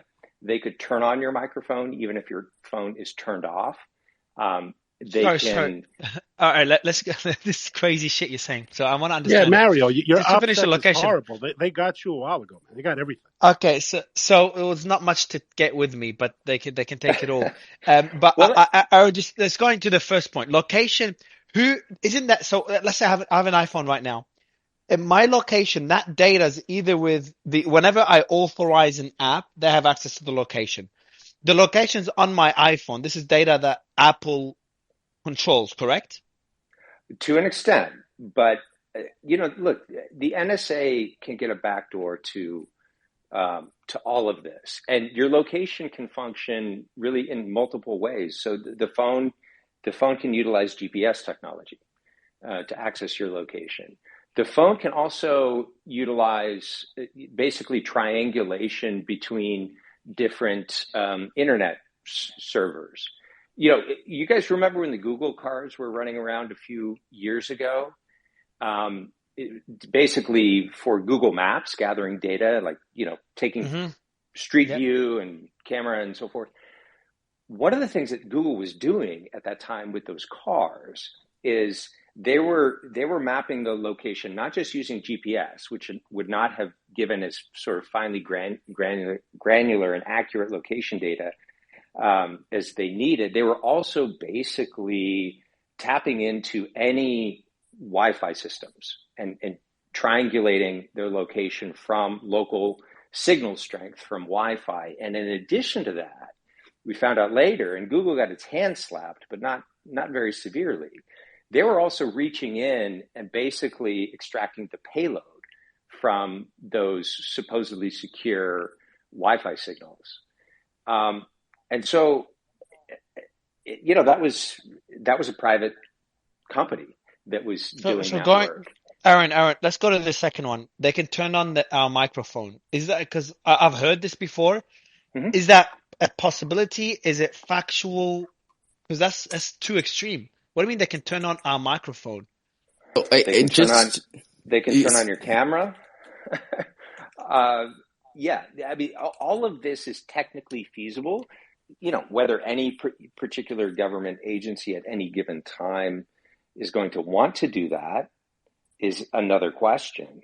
But, Snowden's revelations actually tried to blow the lid on this a few years ago, and very few people paid much attention.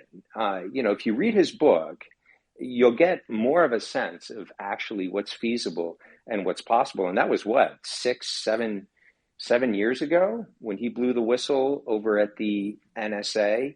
And things have advanced very considerably since then in terms of the amount of data that's gathered and again, the granular, fine-tuned level of detail at which that data can be analyzed. Linus, I brought up Linus just quickly, and I'll go to also. Oh, sorry, also, go ahead. Have you looked into this? Yeah, no, what I would just say, from the capabilities, I mean, there's a reason why. I think the example is, why did Osama bin Laden rely on a courier? Right. Anybody with technology, you can't be hidden. They can access everything you have.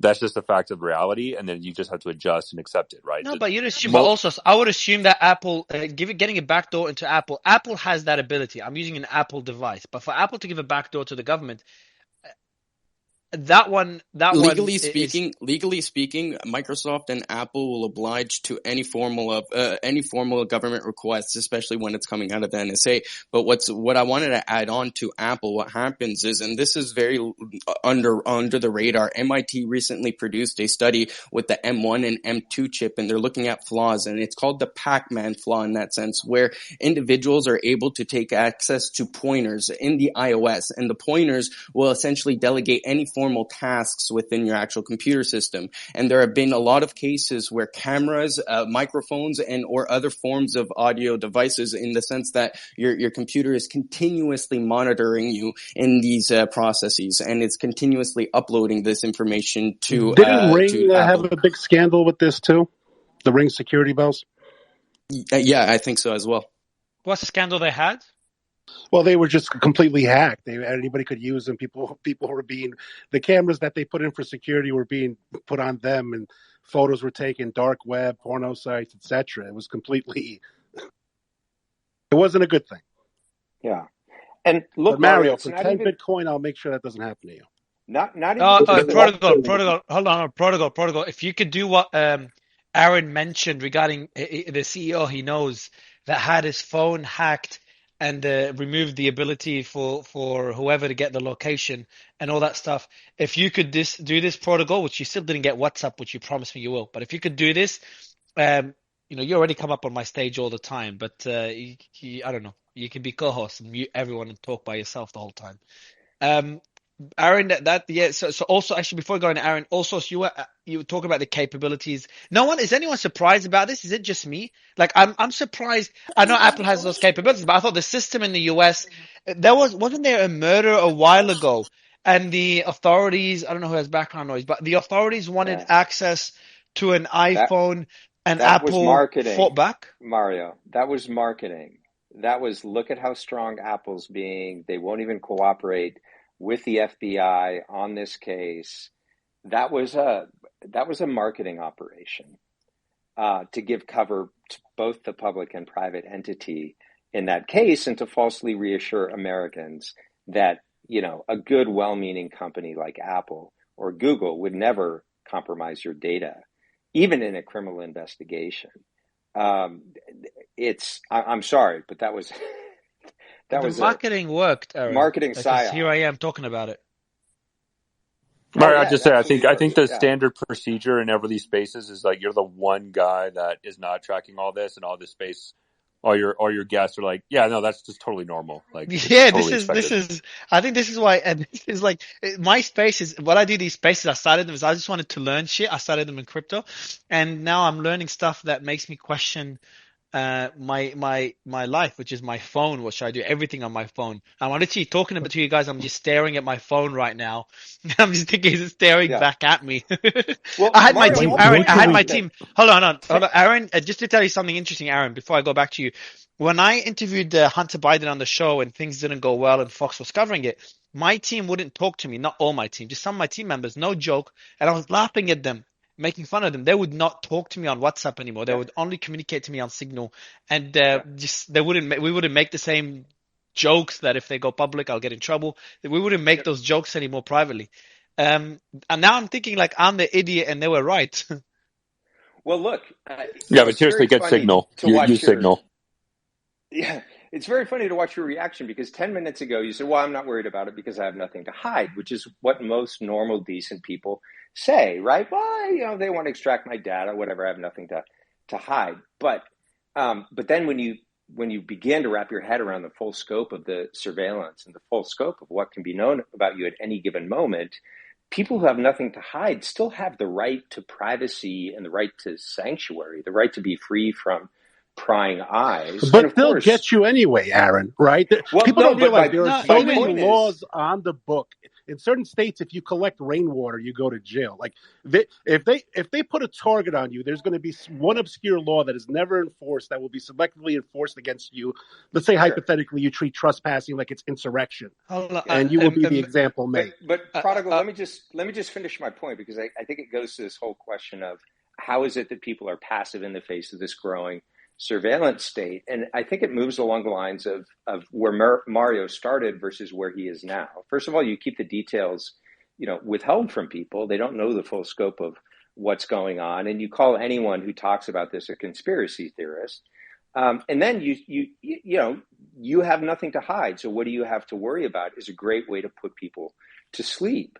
Mario now wants his phone hacked and secured, as probably all of the people listening to this do, not because we have something to hide, but because nobody else has the right to extract information in that way. And you can obviously imagine how bad actors could abuse that sort of Aaron, power. Aaron, can they access my WhatsApp messages? It's encrypted. Yeah, Mario, I have definitive proof that they can access certain aspects of it.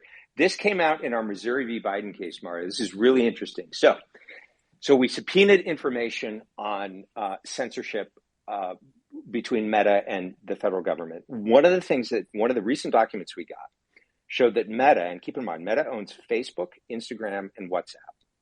Meta was censoring COVID-related information, not just on Facebook and Instagram, which I think wouldn't surprise anyone. These are people post things to these and they're publicly facing. And you assume if I put something out there on Instagram, lots of people are going to be able to see it. Same with Facebook. They were censoring the sharing of information also on WhatsApp. And you say, okay, well, how did that happen? It says secure and encrypted end to end. This seems like a private messaging app for my close friends, my family, the people I communicate with, one-on-one or small groups. Well, the algorithm could identify things like the sharing of links. And if you shared a disfavored link to an article or video, your Twitter space, whatever, then the app would limit the number of times you could share it. It would look like you shared it, but it actually wouldn't show up on the other end, things of that nature. So hold on. So Aaron, I just want to, this is because we covered this in the Twitter files, wasn't WhatsApp just censoring not the actual information you share, the ability to mass forward information? For example, you can only forward to 5 people, or you can't forward to groups. So the only thing I have definitive evidence for is the latter. I don't have definitive evidence yet that they could actually censor the secure and encrypted content that you typed into the WhatsApp message. However, I would be shocked if the NSA couldn't access that information, if they don't have some sort of backdoor to even look at. But how can you have backdoor encryption? What am I missing? Well, every encryption has a way to be de-encrypted. That's how the other person sees it on the other end. So, it's a matter of having you cannot have the someone. key. Sorry, but you cannot have someone peeking in the middle. Sorry, you cannot have someone peeking in the middle. It's impossible. It's end-to-end encrypted, so you have to have the keys. The only one, Linus. That's where you're saying backdoors the only way. Yeah, but the backdoors. When you say backdoors, how do backdoors work? And Linus, you're deep in the AI, and I brought you up for that reason. When people say backdoor, how does it work? And is encryption the only way to decrypt it? Somewhere in the middle, decrypting it is through quantum computing. Is that like what breaks everything? No, there's no quantum computing involved here. I think what could happen and what might happen if NSA is involved is that the shared keys or the encrypted keys that live on my device, for example, if you and me are communicating, they are not actually only on my device; they live somewhere else as well. But that's we're in gray territory. If we look at Europe, for example, where we've had EncroChat, which has been used by a lot of illegal activities, right? They had to actually hack EncroChat to even be able to read back what these individuals had been messaging each other. There was no way for them to go through any of the smartphone providers. There was just no way to get any information out. They had to do a social hack. They had to get inside of EncroChat to be able to read these things. So I'm finding it very it's fringe to kind of talk about the ability to Apple to see everything, because it's not really that easy. Because if it were, then it would be more readily available for everyone to kind of consume on Tor or wherever to find this information. It's really tricky to do these type of decrypts. Is it possible to do it in a targeted way? I mean, if a government agency wanted to get some specific piece of information from some specific identifiable individual, I would think they have especially if they have a FISA warrant. FISA warrants. I'm sure they have a way to deal with the companies to allow them to extract that information. I would just be shocked based on what I know if that wasn't the case. Linus, am I wrong about that? Yeah. I hope I'm wrong. It'd be great if I'm wrong. And Linus, to kind of add on, I'll let you answer this one, Linus. I've got another question for you as well, from what Aaron said. Yeah, I mean, I think you're wrong in the sense that they don't really. So my encrypted keys are not really stored anywhere else. And the only way I could think about this is if they had access to this secure enclave on device, but the secure enclave doesn't have connectivity to anywhere else outside of the device. That's why you kind of brick. If you lose your passcode to your phone, you're pretty fucked. No one can really get back into your phone. Not even Apple. It's not like there's not even a physical hardware wire into the enclave. It's literally blocked from the rest of the phone. So you would have to open the phone. You'd have to physically change the structure of a silicon that's sealed to get that data out from the enclave.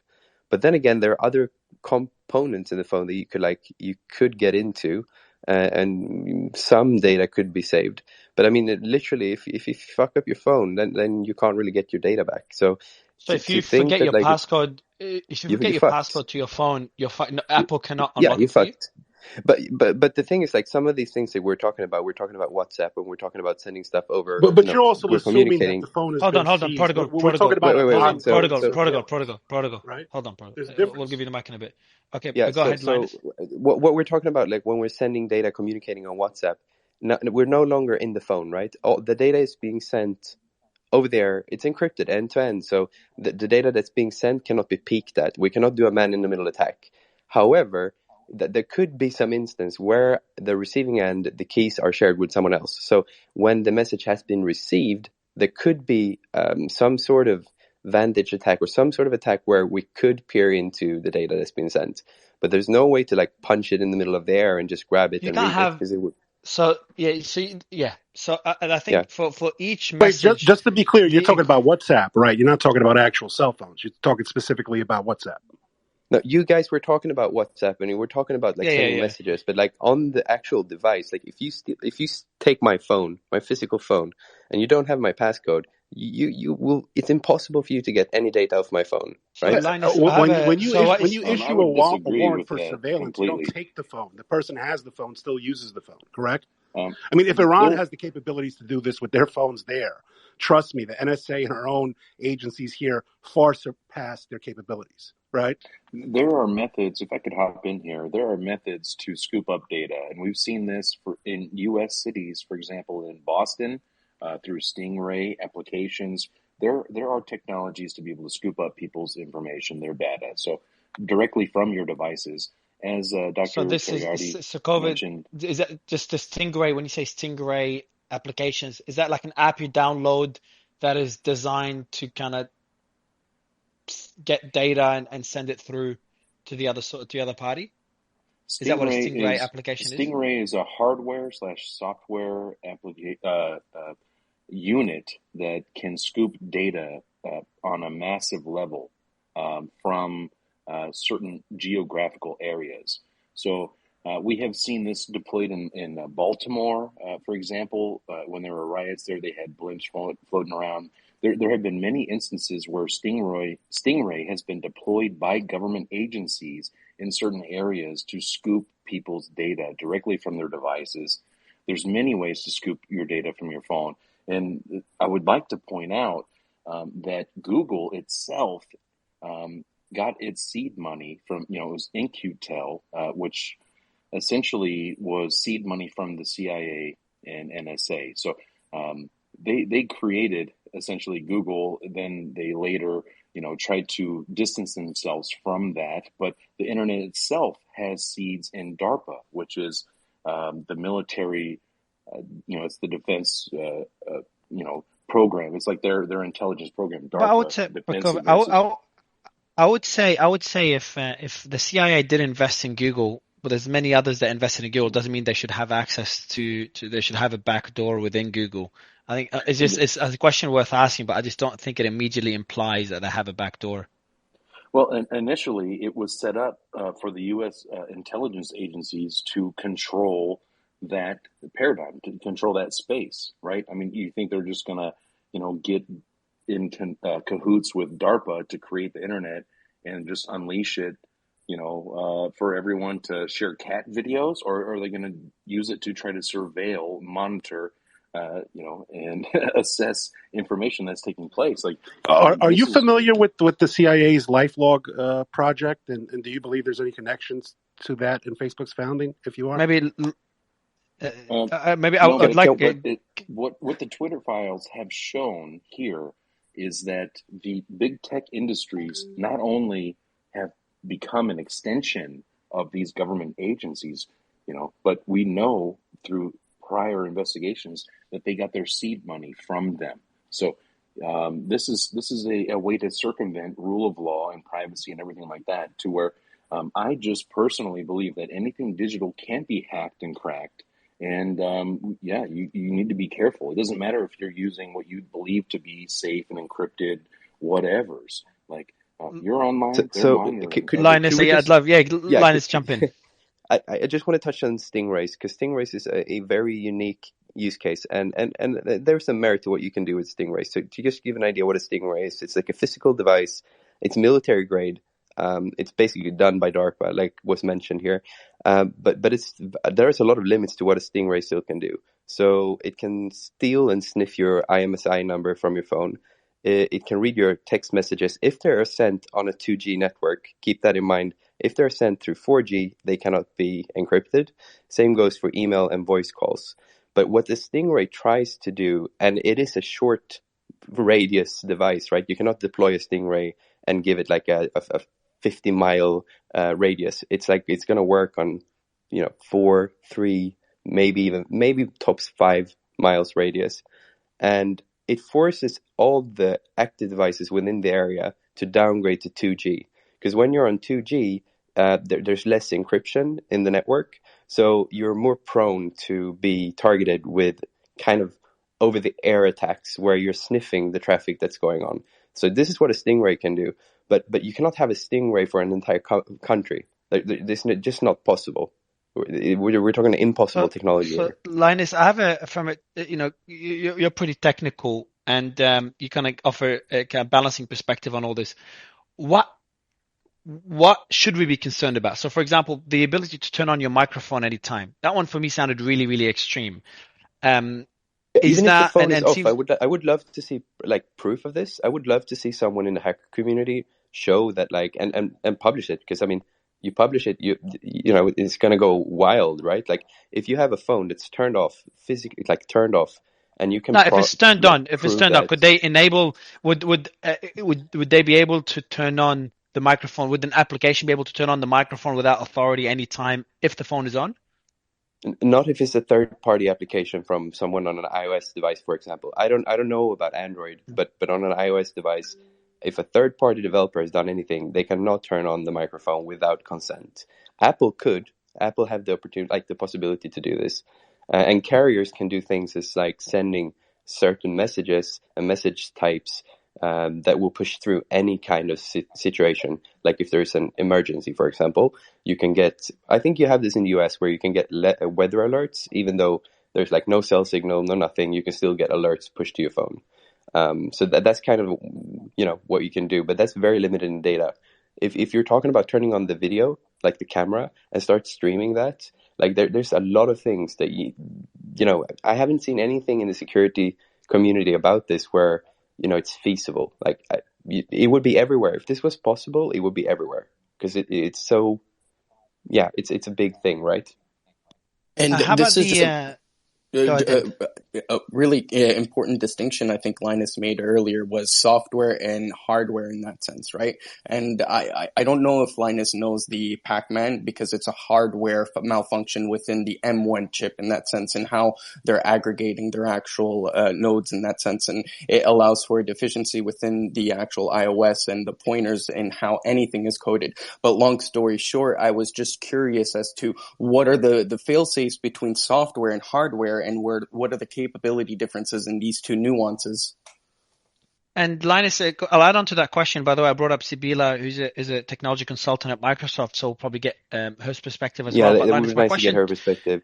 So I just want to touch on Pac-Man. So Pac-Man is a very interesting case, and it's only M1 so far as we're concerned, and M1 is not in any iOS device. It's basically the new Mac. So we got MacBook Pro and MacBook Air. And it is an interesting vulnerability, but yeah, that's what all that it is. It's a vulnerability, and it's not so sure yet what the larger implications are for the, you know, for everyday use. So, but yeah, we trust. But we are kind of. But is it a fact that we are trusting a few parties that have the ability to you know, Apple, for example, have the ability to turn on your camera, turn on your microphone. So we have to trust that there's no backdoor at Apple. And in terms of the hardware, we have to make it to trust, and I'm using the term backdoor very loosely. We have to trust there's no backdoor within the chip, because if, and I know this is, you know, sounding conspiratorial, and we just don't know, but if the government does have a backdoor into Apple, or, you know, we're at world war or that we're at a war and suddenly they've got more powers, they've got backdoor into Apple. And if they do get a backdoor to the chip manufacturer, could a lot of these things suddenly become possible? Yeah, theoretically. I mean, all they have to do is show the warrant, and Apple will most likely comply. Like, we don't know the scope of Apple's compliance with federal agencies. We're talking about all this hacker bullshit. If anything we've seen with the Twitter files is that they comply overwhelmingly. At least one big tech company, and I know Apple, at least by political donations, was even more left than Twitter. So, I mean, we can talk about James Bond, this and that, but in the end, they go to Apple, especially when they're in the antitrust review right now, and they say, "Hey, let me accounts, I want this protocol. Let me go. COVID app protocol. All right. So before going to COVID, Sibila, I want to ask you that same question. Is the concern that we should have, instead of a concern on whether there's an application that has access, etc., it's mainly Apple and the chip manufacturers that have those powers, and all our concern should be whether they have any backdoor. Is that No, a good way to frame? no. No? Actually, the concern you should be having is yourself and zero trust. So technology, doesn't matter if it's broken or not. You can't guarantee if it's not our government that it's not going to be somebody else or just somebody who wants to steal your identity so they can take your financial wellness and make it their own. So if you look at through history, though, I like to show the capabilities through gap analysis of the recent 2-3 years of what we see. We saw that they had to take the big tech to Congress and to force them to comply. It happened more than once. We saw them take Bank of America and others in order to get the records to figure out who was using their accounts in Washington, D.C. on January 6th. All this is in Congress. If they could do it without this exposure, they wouldn't risk the exposure on TV and C-SPAN, etc., etc. Transparency is important. So I don't think you are necessarily paying attention to the fact that if they had these capabilities, they wouldn't be the trials and the corroboration, the paying relationships that happen in order to be able to get some of those things or the lawsuits or the Congress and other aspects of it. Also, in order to detect a hacker, I believe.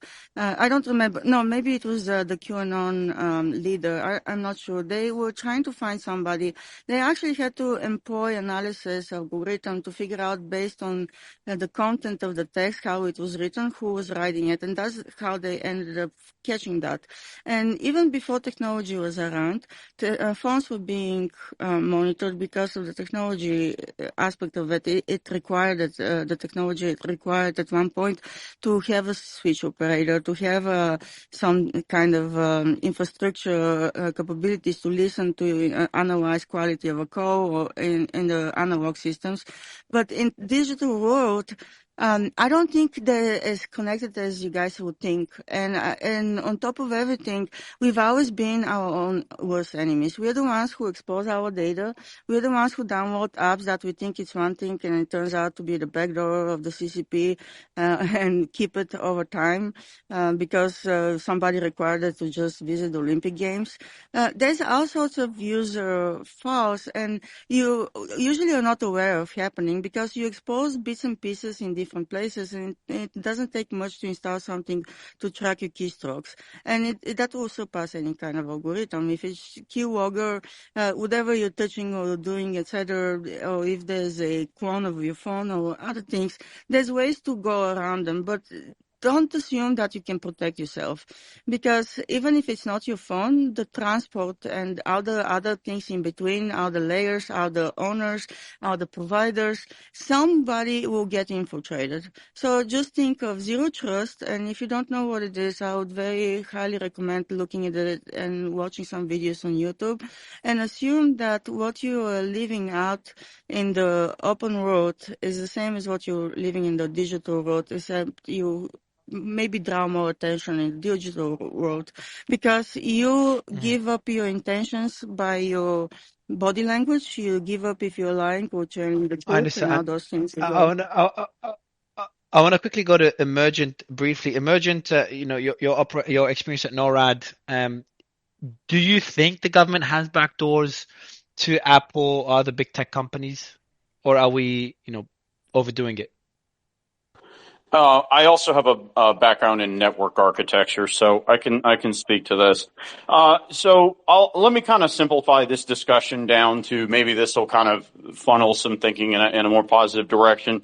This is kind of a path of least effort problem. There's all these ways that the government could, or companies that want your data could possibly get it, but this kind of comes down to what is the easiest way for them to get it? If there's an easy way for them to get it, they're going to use that way instead of crazy backdoor hacking techniques.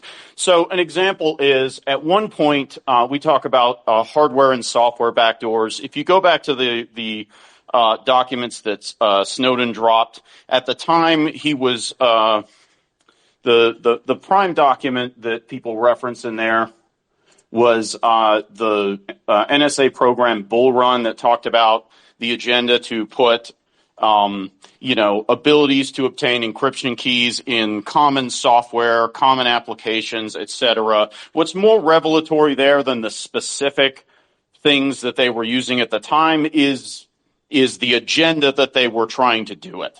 So what I would say is there's cases like at one point Cisco had to do a recall on routers and switches. I want to say this was around 2014 to 2016-ish, and they found that there were some subcomponents within network components. It was actually routers, switches, and I think there were a couple of firewall models too.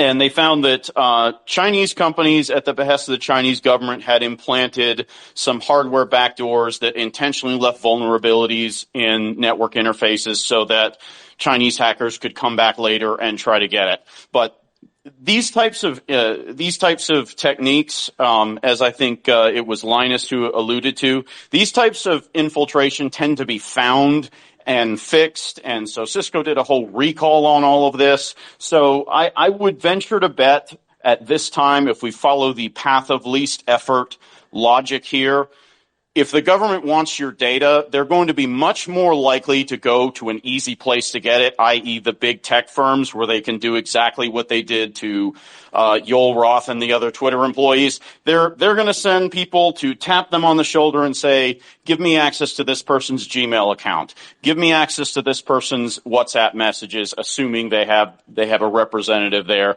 as opposed to trying to do, Mission Impossible dangle from the ceiling stunts to try and get your data, because the fact is they have easier ways to get it now.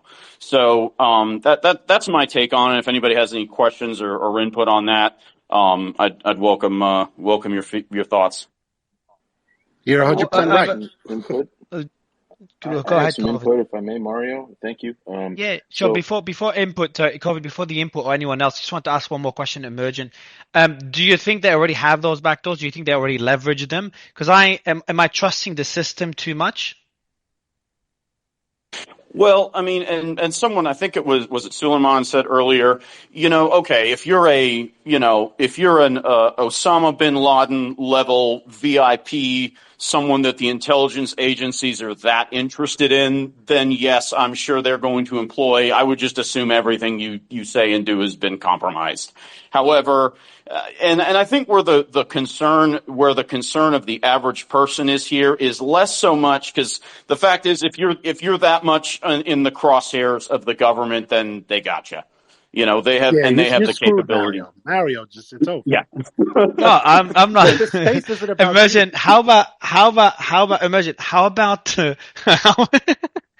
about things you delete? So if you delete messages, if you delete photos, if you delete emails, if you delete websites you visit, history, cookies, can that still be stored somewhere, or that's it? It's finally gone. I'd say so depends on the browser. Can you clear your digital footprint? Let's look at what's the Chrome is the most common browser, so we could use that as an example. Well, you could do what Hillary Clinton did. Just use bit bleach, and then if you have Blackberries, you take hammers, put them in the microwave. Go ahead and yeah, Mario. It's yeah. very. Most people don't realize it's actually very, very difficult to really delete files, even on your computer, on your hard drive. They're still there somewhere. Almost all of the time, you drop something in hold the on, trash. when you sorry, Aaron, hold on. If you clear your trash, the data is still there? Yes.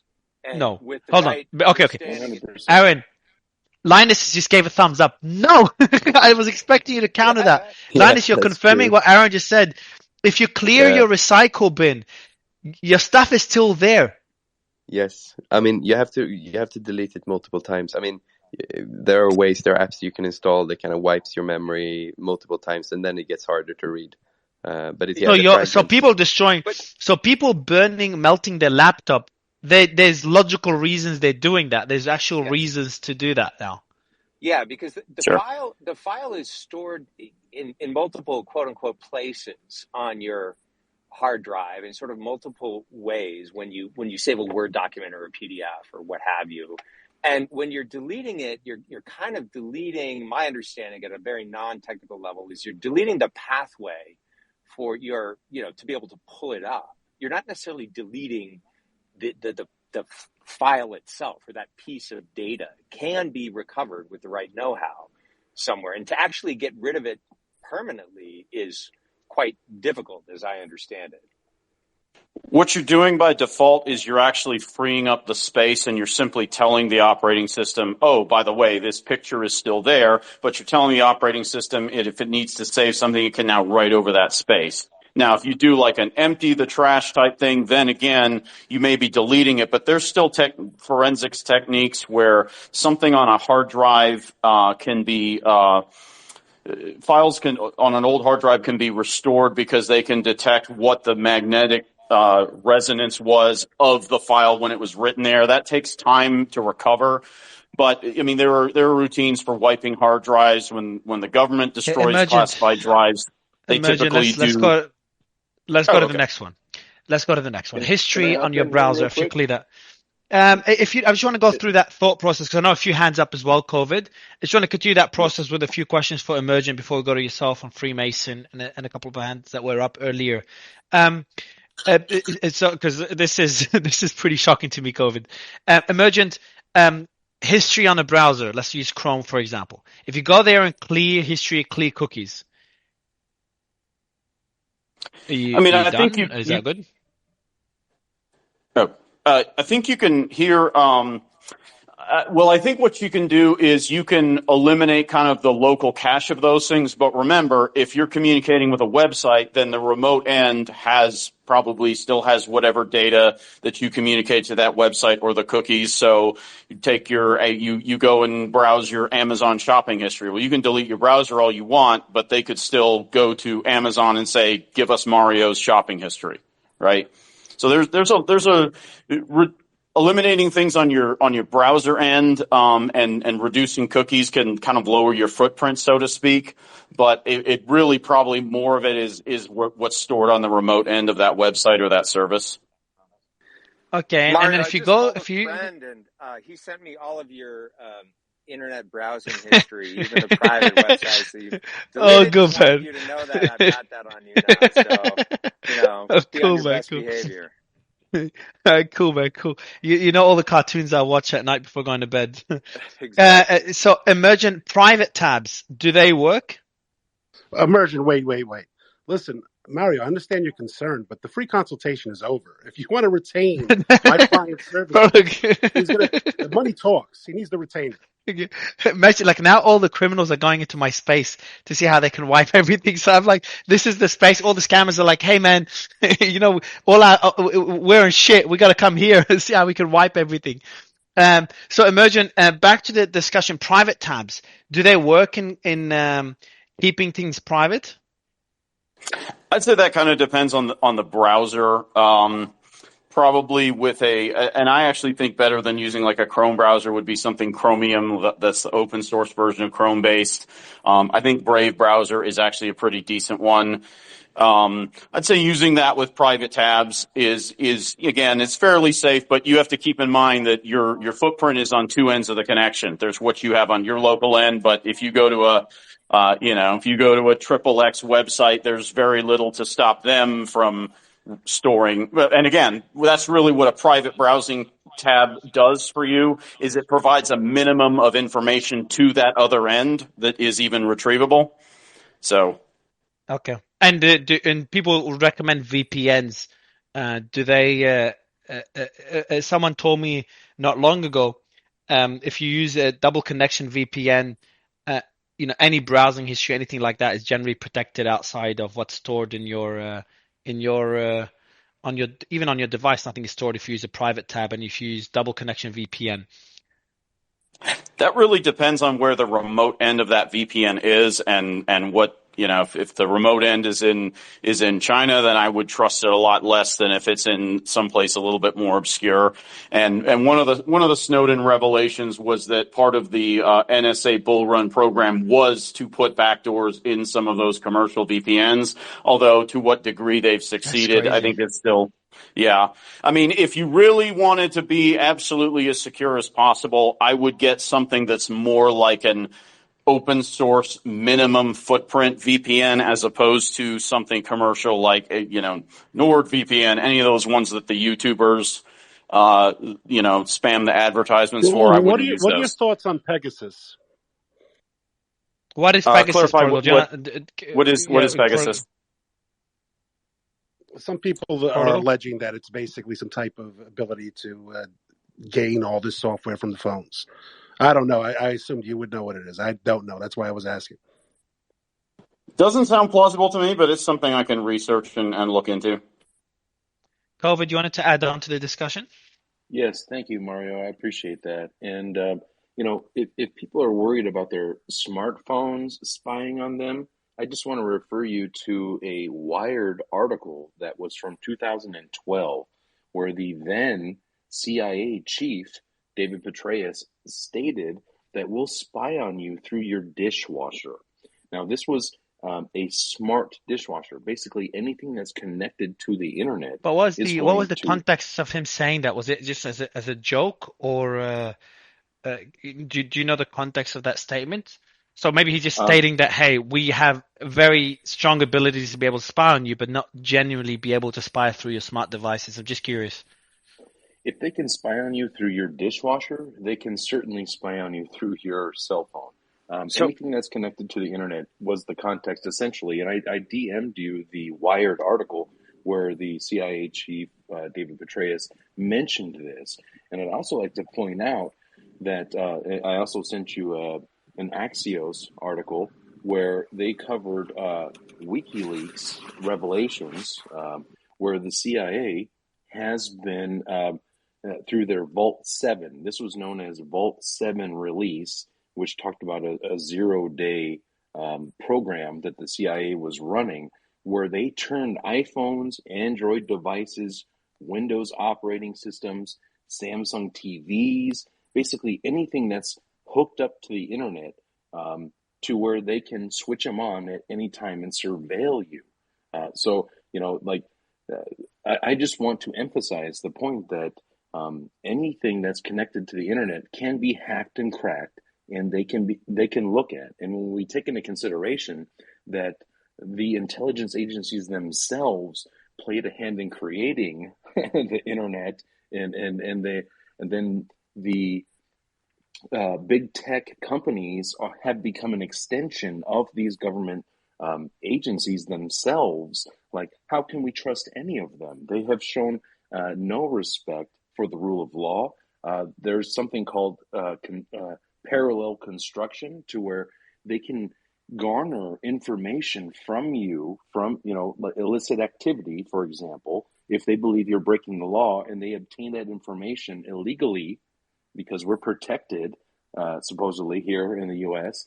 We have rights and everything, and they're not supposed to be doing this stuff. But if they gather this information from you illegally, that you are doing something that is against the law, then they start to build a case around that to try to get you to justify their investigation against you. So, yes, there is a big problem here with Silicon Valley, with the intelligence agencies and the internet itself. And I would say in this article right here from Axios, they say that the CIA uses hacks and cracks against your devices that bypass the encryption of WhatsApp, Signal, Telegram, Webio, all of them. So just assume, just my advice, just assume if you're operating online, just assume that everybody can see it. Okay? So this I'll is... get I'll give you the mic in a bit, Jake. Yeah, actually, Jake, jump in. This will be relevant to your experience. Yeah, I wanted everybody to be aware of, somebody mentioned Pegasus. There are 2 podcasts. Would you mind if I share them? No, of course not. Darknet Diaries is, oh my goodness, every week or every episode is, he goes in depth with a hacker, but also Hackable by McAfee. It's a few years old. He brings in experts almost every episode to hack things like your coffee machine. And he'll say, hey, you can't do this, can you? And he will bring in somebody who will literally on air during the show hack his smart coffee machine or hack the refrigerator or intercept the key fob for his car and be able to repeat or double the signal so that he can break into any car and start it. So both of those darknet diaries and Hackable they go into extreme detail. Everything COVID-1 was saying, they go into extreme detail and they actually will let you witness it. So, I mean, if you're interested in that, and there's an entire episode on Pegasus, the people who started it, how it's going and how it's being used. So I really recommend that to anybody who's interested in this conversation right now. I just want to add to that. Is that you, Can I Linus? just Yeah, add it to is. that, Yeah. Jack and Go ahead, man. Toby, that like the things that you're talking about are great. I love Hackable, and I also love Darknet Diaries, and they're hacking things that has zero security in it, right? If you're making a coffee machine and you're connecting it to the internet, that company doesn't have a single engineer focused on security. We're talking about Apple, who's made it their mission to kind of become the privacy company of the world. It's slightly different to try to hack an iPhone than it is to try to sniff out the key fob from your new Mercedes-Benz, right? So I think it's really important to keep these two things separate. Like, yes, I can hack my fridge. It's not the same thing as I can hack my iPhone. So just keep that in context. Mario, I got to head down. I just wanted to say, I think this conversation is needless because I think all these governments are going to comply, especially when they're going to, one way or another, rely on government regulation or handouts to exist. And a lot of these big tech and media companies are connected to the government through government contracts. I mean, the government is a big purchaser in all industries now, people. So a lot of people don't want to piss off their biggest client. I think we're talking about a lot of nonsense. But they said Michael Ray Curry. I think he's down there. He's supposed to be knowledgeable on this. I'm not, but I'm going to head down, listen for a little bit, then head out. Everybody take care. Thanks, Protocol. Thanks, bro. Linus, quick question. So back to the back door. I know you gotta go. You gotta put the kids to bed, Linus. But back doors. You said with back doors into the chip and into Apple in this example, that would be the point of concern. So it's like trusting the systems rather than the devices. So would you say if there is a backdoor to a VPN provider, a backdoor to Apple, a backdoor to the chip manufacturer, privacy becomes almost impossible? Is that a fair statement? And again, it's a big if because we don't know. I think it was said. Yeah, I think it was said before that like if people really, if companies or individuals or even the government wants your data, there's easier ways to do it than try to like go through all these hoops to obtain it. Like a backdoor into a VPN, like it's a really far-fetched way to go about to get some data, right? It's much easier to call your bank and go, hey, I want the bank statements of this guy, or no, but that's Google, I got a warrant. But that's public. But people try to hide. More and more people are trying to use VPNs, use different ways to hide things they do. You're going to be 99% more secure behind a VPN, regardless if it's NordVPN or Pegasus, or if you're using some other service, right? If you're just browsing the internet on even, at home, it's easy for third parties that, if you're browsing the internet, for them to get your data. I mean, I've been in the tech industry for almost 20 years. Sniffing data from people using the internet is like, it's business. That's what everyone does, right? But when we're talking about like sending messages privately on secure chats and whatnot, that's slightly different. It's not like you browsing the internet through a browser. There's a lot of people that said it really well here. Like, yeah, you can use, Chromium or other device a bit more open source, and you can try to hide behind a VPN. I mean, there's tons of things you can do to be more secure. You will never be 100% secure. That's just like, that's it. You'll never be 100% secure. But there are some things thrown around that's like, yeah, not really. Yeah, there's like, yes, it's doable, but if it was a big deal, then these things would be more public. So just want maybe close out. Yeah, on that and something I say. Yes, something I've said as well, Linus, is that the government is just not good at keeping secrets. We've seen leak after leak after leak. We've seen, Snowden was given as an example before. So just something worth keeping in mind. But I'd go to Emergent Mario, to add onto the chat just briefly. On that point, I don't mean to interrupt, No, but sorry. we have to take into consideration as well. Some of the leaks may be intentional because if we remember back to when Snowden revelations came out that the NSA was watching and spying on everything, what it did was it created an environment to where people began to self-censor. they began to shut down and be quiet because they were afraid that people were listening, that the government was listening. So that was a form of self-censorship, and many speculate I that wouldn't that say, could but have been. I wouldn't say Edward Snowden's leak is intentional. Like the guy's in Russia. The amount of stuff No, he leaked, like, go I'm on. saying that the end result of what took place from the Snowden revelations was that people began to self-censor, right? So that's something that we should take into consideration, that sometimes there are controlled leaks to say, hey, you know what? Yeah, we're watching everything you do. And what are you going to do about it? Because nothing has changed. Nothing happened. No one was held accountable.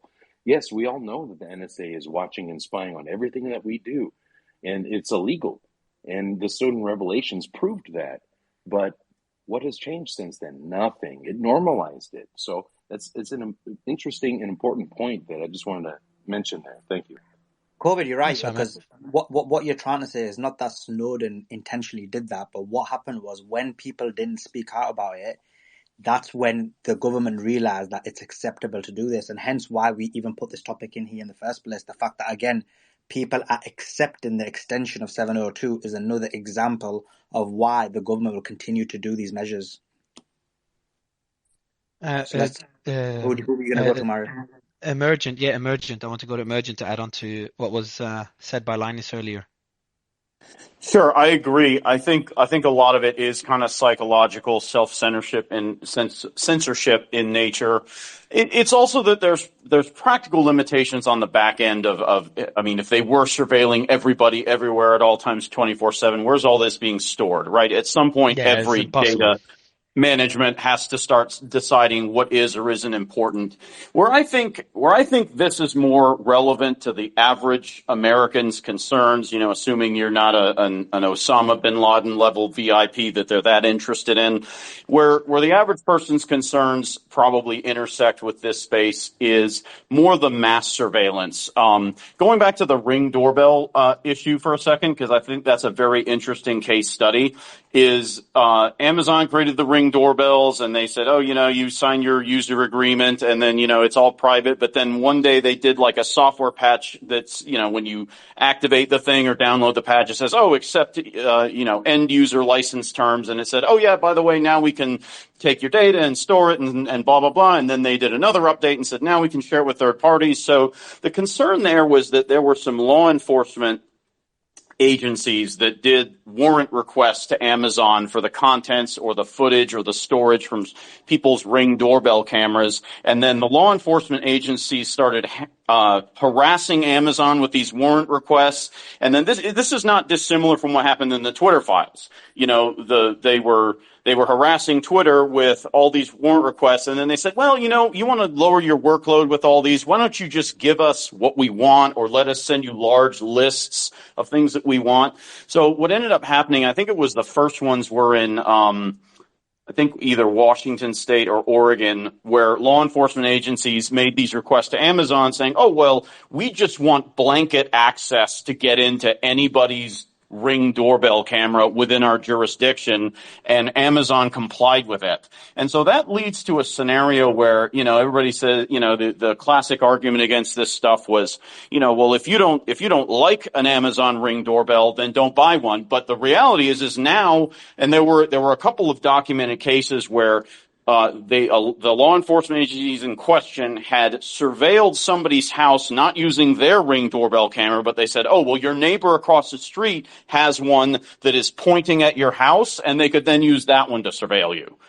Right. So this is where, and I think it's more the blanket surveillance requests, the overly broad, that's where it gets really tricky. And that's where I think the average person's concerns probably come more into play. It's not so much that the government is really going to go after you specifically, but that they're generally collecting all this stuff on you, and who knows what they're doing with it, right? And it's the government, it's the corporations too.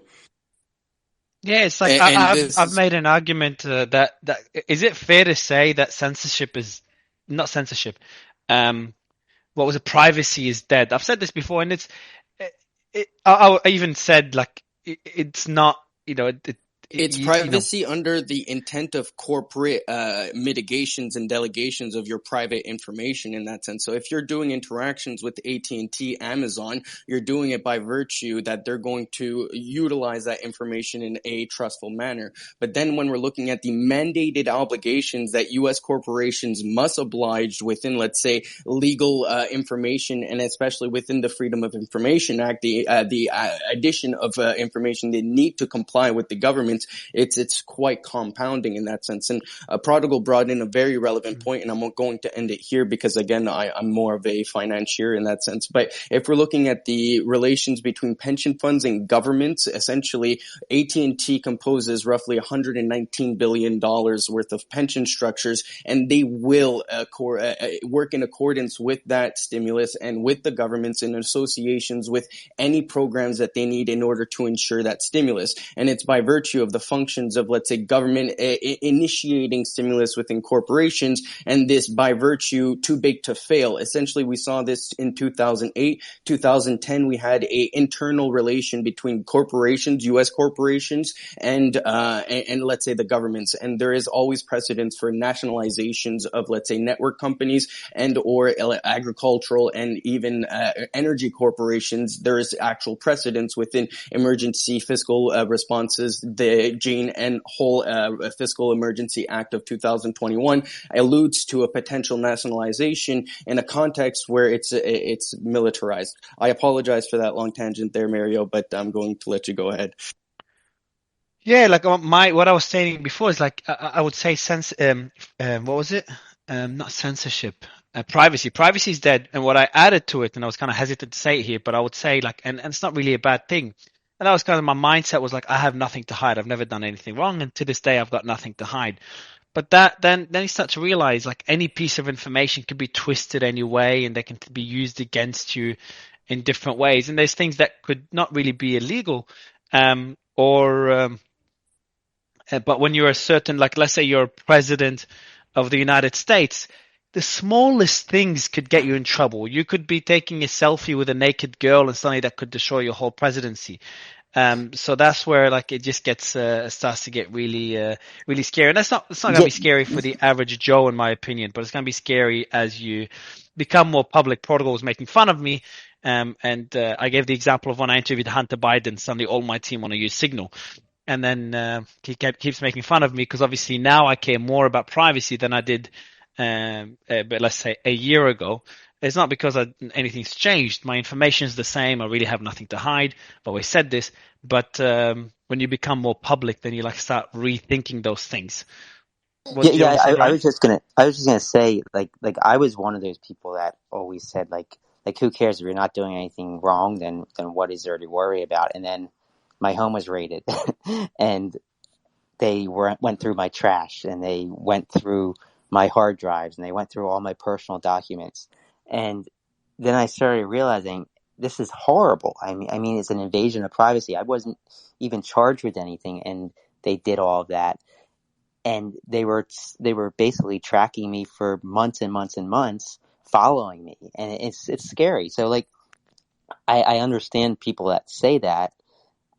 But there really is a lot to worry about. I mean, they find all sorts of things about you that not illegal, but you don't want other people to know about. You know, you have your own privacy. I don't know. Like, do you think I keep saying, do you consider like privacy is dead, whether we like it or not, and we're going to continue seeing that death gradually over the next 2 decades? Yeah. I mean, with technology and how everything's so interconnected, I think there's no doubt that it's dead. I think that I wouldn't say it's dead. I would say privacy is analog. You've got to go analog if you want privacy. Yeah, no, but then it's going. But analog, you can't live analog anymore. It's already very difficult today. Imagine in 10 years' time, you're like one of those. You know how now there's tribes in the Amazon and stuff that get discovered. They haven't had any interaction with humanity whatsoever. You start becoming one of those people as more and more people move into that virtual world, what people are calling the metaverse. Life is going to be all of it virtual. So I just don't. I mean, anybody could go off the grid and live in the woods and all that. But then, I mean, what are you sacrificing? You're at a major It depends. disadvantage in life.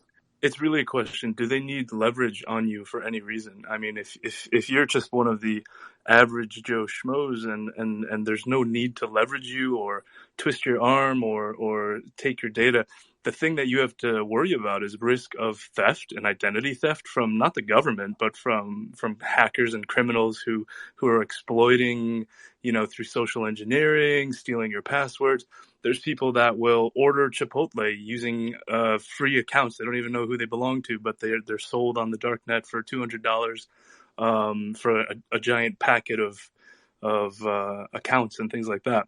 So, or like $5, someone will order a pizza to your house with a stolen account. So, I mean, those people are going to manipulate you and take advantage of you. But for the government, like you said, Mario, if there's a president and you need some sort of leverage on him, or you're a politician and you say, hey, we want you to do us this small favor, and if you don't, we'll release this information.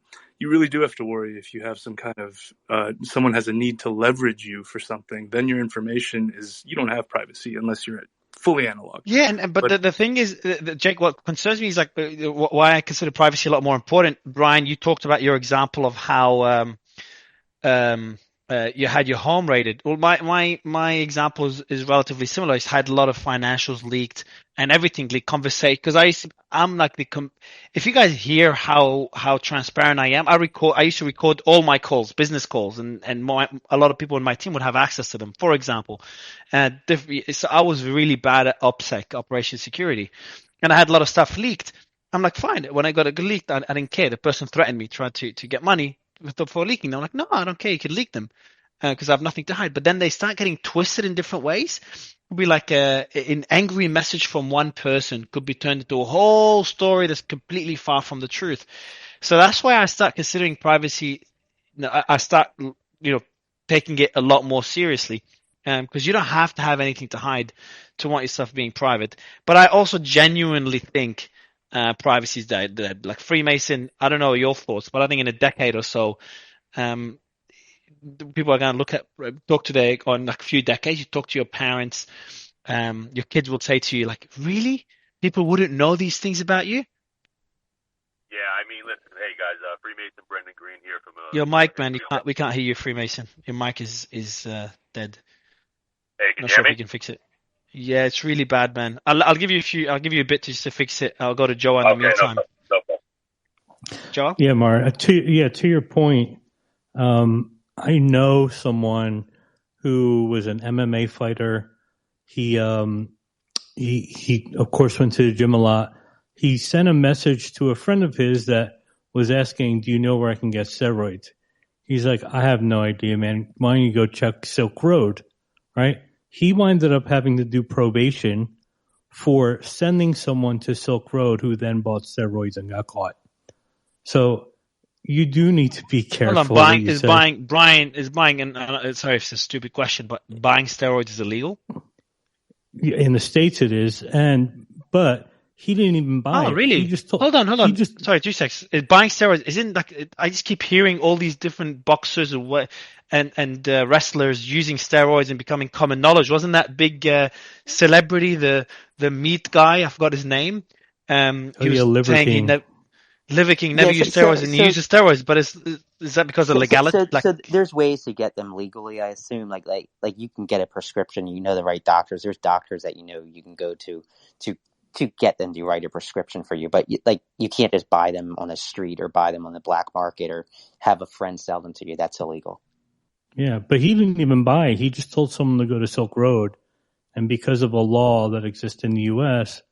that if you are involved at all in the chain of the purchase, you are just as guilty as the person who sold it, which I found to be completely ridiculous. But you never know when you say it, like of course you didn't know he was breaking a law, but it's pretty crazy. Yeah, I'll far out. Like I changed the title of the space. We started off, this is a daily space we're going to do where we cover breaking news. I didn't expect it to take this long. But now I'm going to go start melting my phones and laptop and using Tor the browser tour and having VPNs, and I'm going to stop laughing at my team that's not taking everything seriously. So anyone emergent, I'm going to be DMing you. Protocol, you offered your services, I'm going to DM you, and Aaron as well. Just get some tips. But yeah, that's concerning stuff. We started covering the Ukraine war, the developments there. We're not going to talk about Andrew Tate. We'll do that tomorrow. But in brief, Sleiman, I think there were documents about him potentially having cancer, but there's more information on this. So let's cover it tomorrow. And we've talked about the Biden's Surveillance Act, and that's what led to this rabbit hole where we are today in the title of the space. But yeah, I think that's it. That's a good place to end it, Sleiman. Anything? Are we going to do the Elon thing? Okay. No, let me do it tomorrow, bro. Like I need to recover from this discussion. Sleiman, anything else? You have to go burn your phones right now. No, I just. If I may, you could probably do. If I may just. Sorry, thank you. Just briefly, thank you for that. I would like to point out that the surveillance that we're talking about, that is taking place and that is rampant, was justified because of an emergency, right? Like if we look at every major event that has taken place recently here in our lifetimes that exceeds the normal parameters of the rule of law and everything like that, it's always justified by an emergency, right? So like 9/11, for example, paved the way, excuse me, for the Patriot Act, and everything that went along with it in the name of, fighting the terrorists, everything like that. That's what paved the way for this exact surveillance that we're talking about right now. Things that they would never normally be allowed or able to get away with, they are doing so now, like we had seen with what had taken place from COVID. I completely agree with you, bro.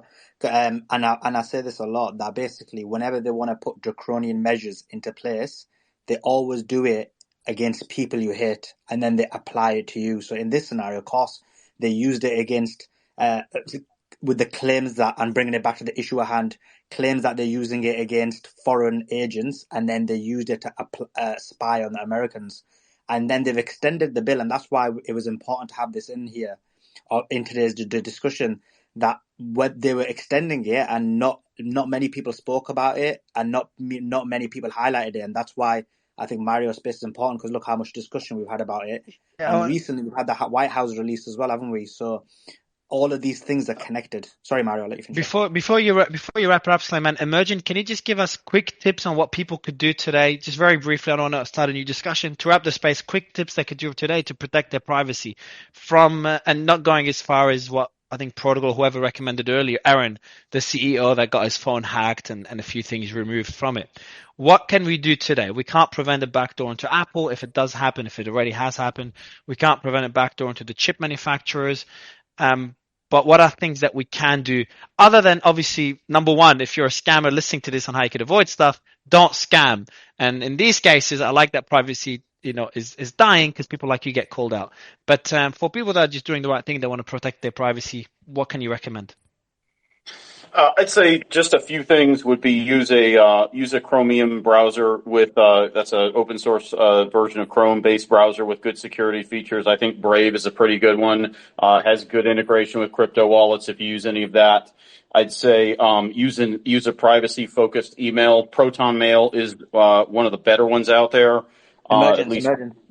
I'm assuming most of the audience hasn't got your knowledge level. So when you say Brave and these things, if you can just expand on it a bit more. Okay, Brave is it's a Chromium-based internet browser. It's open source, has all the features of Chrome, so all the plugins and things from Chrome will work with it. But it's open source, like I said, has better security features.